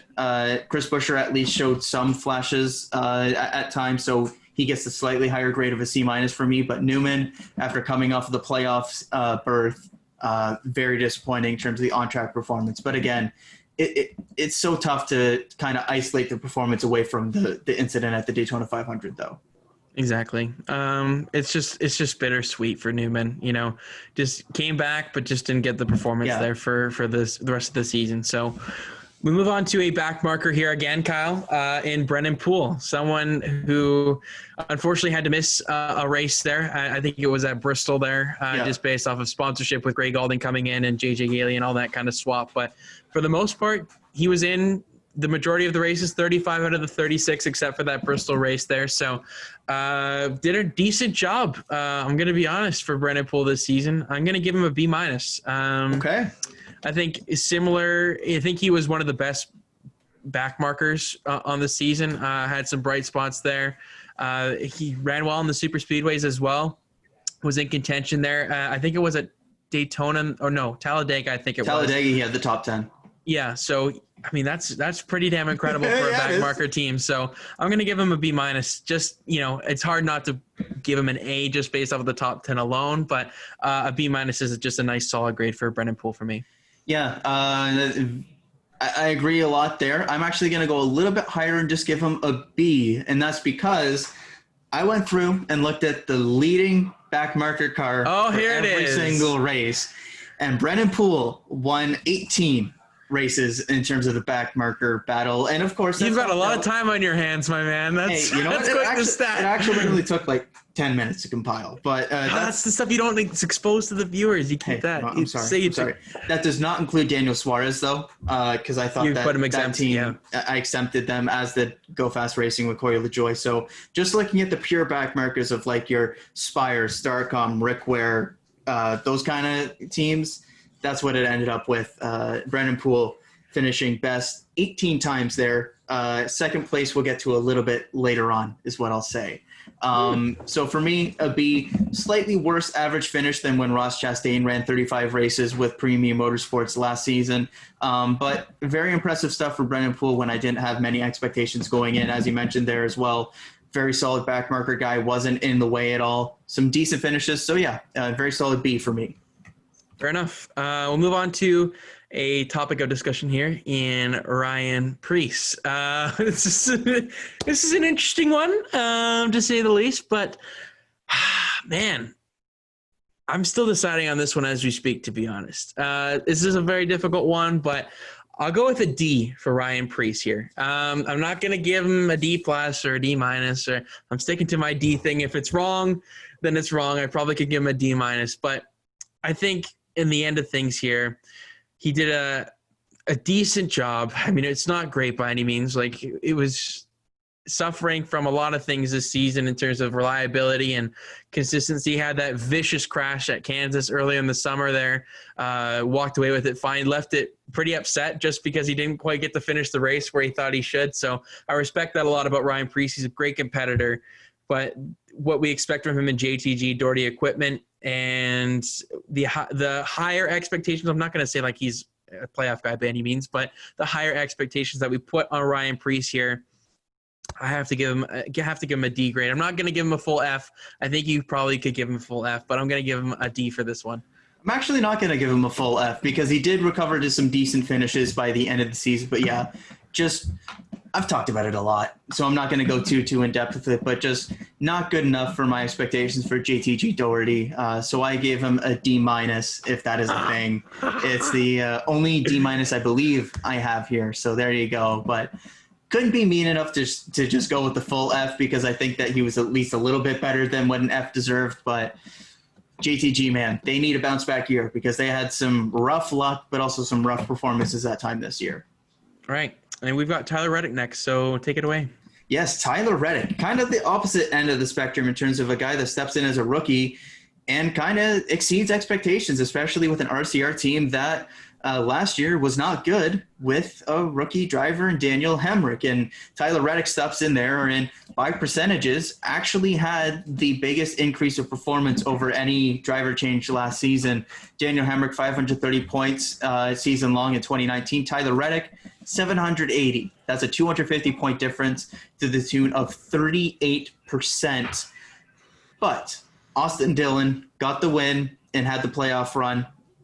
Tyler Reddick missed out on the playoffs and actually finished below him in terms of season-long points. So I won't go with a straight A grade. He gets an A- for me. Very impressive rookie season for Tyler Reddick. I've got B+ for Tyler Reddick on this one. Just slight grade lower than you there. I think he did incredible things this season. I was not expecting him to run as well as he did. Excuse me.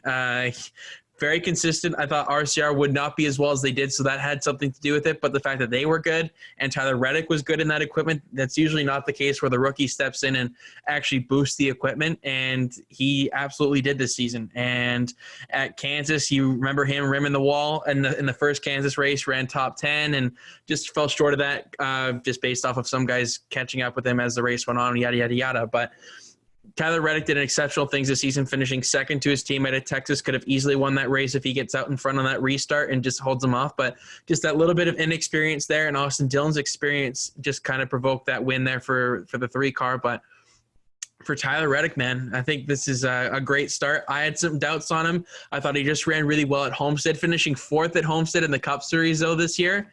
That's a massive boost for me. So a B+ for him, for Tyler Reddick this season. Not quite an A, just based off of how the season kind of went on in the last 12 weeks or so. Was in position there, was that last guy to make it in on points. But as the final 4 weeks or so as the regular season wound down, fell out of that battle. But in the playoffs was a little bit so-so, I guess is a good way to put it. But besides that, Tyler Reddick really impressed me this season, so I'll give him a B+.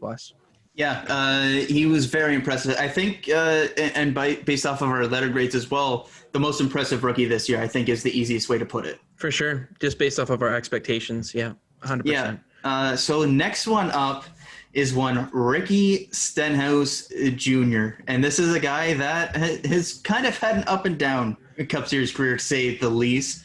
But I think he went into JTG this year and basically did what was expected of him, and that was go out and be competitive at the super speedway races. And he nearly won the first one at Talladega and booked his ticket to the second playoffs. One. What are you talking about? The Daytona 500? What you forget about that one? Did I say super speedway or Talladega?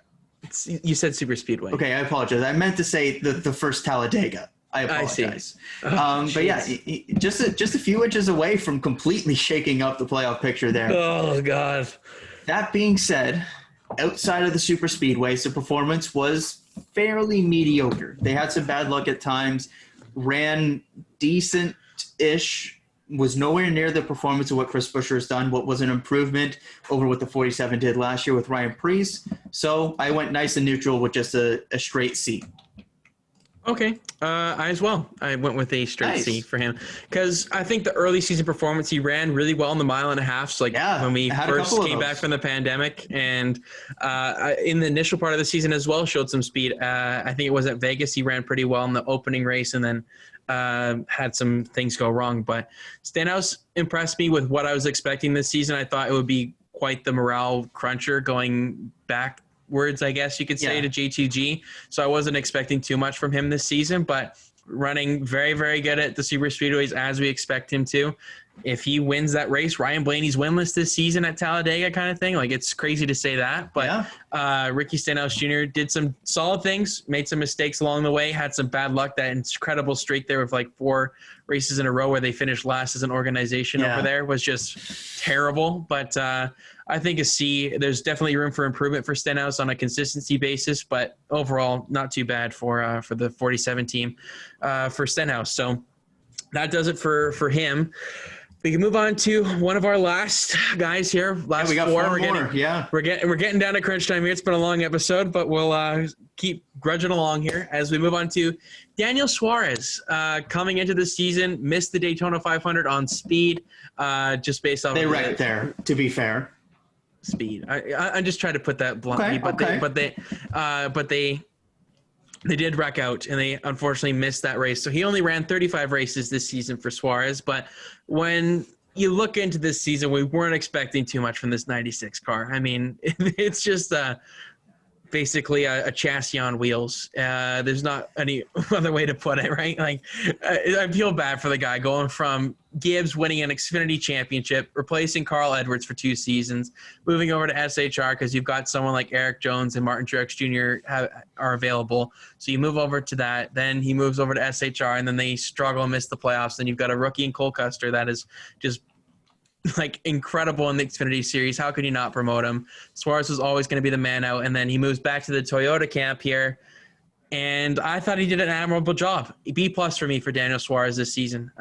Based off the equipment that they have, he ran well with what he had, and he had 2 DNFs all season. No top 10s, no top 5s by any means, but was in 15th or so a couple of times this season. So I couldn't ask for much more for Suarez, and I'm expecting good things from him at Trackhouse next season. Yeah, I also went with a B+. Exceeded my expectations in terms of Gaunt Brothers there, being consistently at the front of the backmarker teams to the point where I didn't even include him there for kind of my backmarker tally because he would have blown it out of the water. They would have had like 20 plus by themselves there. And to that point, Daniel Suarez did what he needed to do for that team, and that was finish races. He didn't crash. Super speedways as well, like 20 laps. Yeah, that's a good point as well. They didn't shy away from it. But among full-time drivers, there was only one driver that ran every single race, or attempted every single race is what I should say, because technically Suarez didn't run every single race. That crashed fewer times, and that was Timmy Hill. .08 crashes per race for Timmy Hill. Daniel Suarez, .09. Very impressive. That's well done. In a situation that Daniel Suarez is not used to. Somebody like Timmy Hill is used to having to save every dollar, run at the back, and kind of save your stuff. Daniel Suarez is used to money bags, go out and checkers or records. That's not what the situation is at Gaunt Brothers, and he impressed me adapting to that as well. So very solid season for Suarez. Average finish of 26.6. It's nothing to scoff at given that team as well. So solid B+ for me as well. For sure. I totally agree. As hence by the same letter grade. So we're ending it pretty strong here. 2 in a row. Can we go 3? A guy close to your heart, Martin Truex Jr. Very interesting season without his normal crew chief and Cole Pearn for many, many years. His first season with James Small, atop of the pit box, and only the one win at the Martinsville springish summer race, if whatever you want to define that as. But a dominant performance there. Had an incredible streak of 8 consecutive races with top 4 finishes, I think it was. So incredible consistency there as the summer months wound down and into the playoffs. Had that Darlington win that you will forever remember, or Darlington race will forever remember with Chase Elliott there. But I'm going to give Martin Truex Jr. a B. A solid B for Martin Truex Jr. this season. Wasn't that I was expecting, if it's going to come into this season with James Small, I thought it would be about 3 wins. I wasn't expecting higher than that. I wasn't expecting really lower than that. I thought 3 was a solid number. To fall short of that by 2 wins is a little bit disappointing for me, and was in contention there at Martinsville without that loose wheel at the end of it in the penultimate race of the season. But I think Truex showed speed, definitely. There's no real downside to having James Small on top of the pit box. Sure, there's just a little bit of lack of performance there. But overall, when you look at the entire JGR camp, I think he was the second best for sure behind Hamlin, and just didn't quite get that breakthrough win, which he definitely deserved on multiple occasions. So I'm going to give Truex a solid B grade for his 2020 efforts. Yeah, I'm going to go a little bit lower. I'm going to say a B- just because the race wins weren't there. 7 wins last year versus 1 this year is a big drop-off. Yes, no Cole Pearn, but James Small showed very, very well in his first season as crew chief here. The consistency was there. I think that's a big factor, but just wasn't at the front enough, didn't get the stage wins that they needed, didn't get the wins that they needed to kind of build up that kind of bank of playoff points to go out and make the championship for. And with a guy like Truex, who is in those prime years, you need to go out and do that, and just didn't quite do that this season. That mid-season stretch was extremely impressive, but you need that race-winning ability, and they didn't have that this season. So for me, a B- for Martin Truex Jr. this year. Fair enough. We're on to our penultimate guy here. And a big one at that. Bubba Wallace is the penultimate guy for our grading here. It's been a long marking session, but we're going to close it out here with one of the last ones in Bubba Wallace, a guy who's gone through so much this season. I can't even list it all. What a hero to many, many people, including myself, with everything that he's done this season, both on and off the track. His best season by far and throughout all the ranks, in my opinion, even when back to his KBM days, just outperforming this equipment week in and week out. And just the amount of emotional turmoil that he has to deal with outside of this, and the extracurriculars with the Black Lives Matter movement, and just taking that at the forefront, spearheading that entire effort here in the sport, being the spokesperson, really the person that people look towards in terms of comments and for the media and everything like that. Bubba Wallace was the head of that, and a lot of different things circulated around him, rumors and whatnot throughout the season that he had to deal with, and put on a smile and put on a brave face. And he deserves nothing less than an A+ for me this season, both on and off the track. I'm not hearing anything else other than that. I mean, A+ for Bubba Wallace is just an incredible grade. I would give him the same mark as Chase Elliott. And it's just an incredible human being that he has become this season. And I think with his big opportunity for Michael Jordan, seeing something in him for next year, being the only guy over that program. And I think that's a huge accomplishment for him after coming into the season with most likely staying at RPM to go to a Toyota development kind of team for next season with Michael Jordan heading that. You can't ask for much more for Bubba Wallace. So an A+ grade for him this season. Yeah, another easy one for me. A+. Every aspect that you can look at this from. is an A-plus season. In terms of the uptick in performance, 2.8 positions better on average, 4.4 points per race, better per race. Got inside the top 25, I do believe, if I just double check here. Yeah, finished 22nd in points. And this is a team that last year, I believe, finished 28th in points. So a big jump up there in that regard as well. But more importantly than the on-track stuff was the off-track stuff. And everything that he did this season to improve the sport, to raise awareness, everything in that regard, just a fantastic season for himself, and sets himself up for great opportunities going to the future now with 23-11 and being the guy at that team. So fantastic year for Bubba Wallace. Can't say much more about him. Easy A+ for me as well.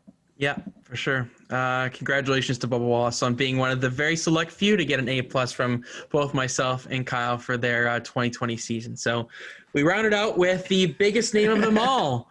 JJ Yeley ends our grading for today. What a way to end it, eh? No kidding. You lead this one off Okay. because this is a great one to end it on. Well, speaking of the back markers from earlier, I talked about Brennan Poole. He won the most back marker battles. Well, the runner-up in that battle was JJ Yeley with an even 10 best finishes of the back marker guys. But mixed into those were some pretty marquee ones, a handful of top 25s there for JJ Yeley. Kind of impressed me there with Rick Ware Racing at points this season for a guy. It's crazy to think this was a former Joe Gibbs Racing guy, you know? Just he split a car with Denny Hamlin at one point as prospects. Like, what a career path. Fall from grace, I mean. Fall from grace. But this is also a guy that has raced a bunch of different stuff. He's incredible. Just a warrior. Hey, if you've got some time, go and look at his Wikipedia page, because my goodness, is it something to behold, whether it's the open wheel results or the mythical nature of his NASCAR results page and just the amount of manufacturers, teams, numbers, everything is remarkable stuff to look at for JJ Yeley. But very strong season, I got to say, for him in back Merco equipment. A nice solid C+ to end things off for me for JJ Yeley. Hey, we end on the same note here to No end way. it. C+ for JJ Yeley. Yeah, of course. I gave Brennan Poole I believe it was, a B-. So I couldn't give him the same grade as Brennan Poole because he was the best of the back markers. But a C+ is nothing to scoff at for JJ Yeley. So that's a great way to end it. One here, back to back. So I think if my calculations are correct, I think we had 12 same grades after all. 11 or 12, something like that. Yeah. Something like that here. So pretty impressive. We were very close. We were in the ballpark for a lot of them. As you would kind of expect. Yeah. Yeah, I'm pretty happy with how that all went. That was fun. That was a lot of fun. So that's just the beginning of our 2020 look back. Really, we'll have probably an award show at some point here. Oh yeah, we'll have a lot of different stuff. We've got plenty of more things to discuss here at the Green Flag. So any final thoughts here before we wrap up today's show? Yeah, all I'll say is that hopefully a teacher is not my future career path, because obviously I need to ease up on my grades apparently. Good Lord. But hey, you know what? I got to be bad cop, I guess. I got to hand out the harsher grades. You can be the nice one. The thing is, I feel like I'm bad cop most of the season, you know? You are. But this time I'm like, hey, a little role reversal or something. But yeah, this was a ton of fun. And you know what? It'll be nice on Thursday to get back to the race preview a little bit with an actual race happening on the weekend. But these are pretty fun to do as well. Yeah, we've got the Bahrain Grand Prix to preview on Thursday for our show. So we'll see if there's any other news and notes that come out before then. But we'll be previewing that, maybe a bit of a shorter episode on Thursday, depending on the news. But we'll come up with something special to try and minimize the lack of content that may be come Thursday. But make sure to go follow us on Instagram at The Green Flag, and make sure to subscribe to the YouTube channel. And we also have a Twitter account now. Yes. Kyle created that. So at The Green Flag Pod is the app for the Twitter account. So make sure to go follow us on there. We'll just be tweeting and commenting on the racing side of things on that side of on that platform. So try and get integrated inside the motorsports community. So hopefully we can just continue this upward trajectory. We had a TSN analyst here for the motorsports in Tim Rainey. Follow us on Twitter. So only can go up from here, really. So a lot of fun on this show. So make sure to go do all of those, follow us, subscribe, all of that good stuff. And I've been Professor Wacker. He's been Professor Kussman. Signing off for now. We'll talk to you later this week, and stay safe, everybody.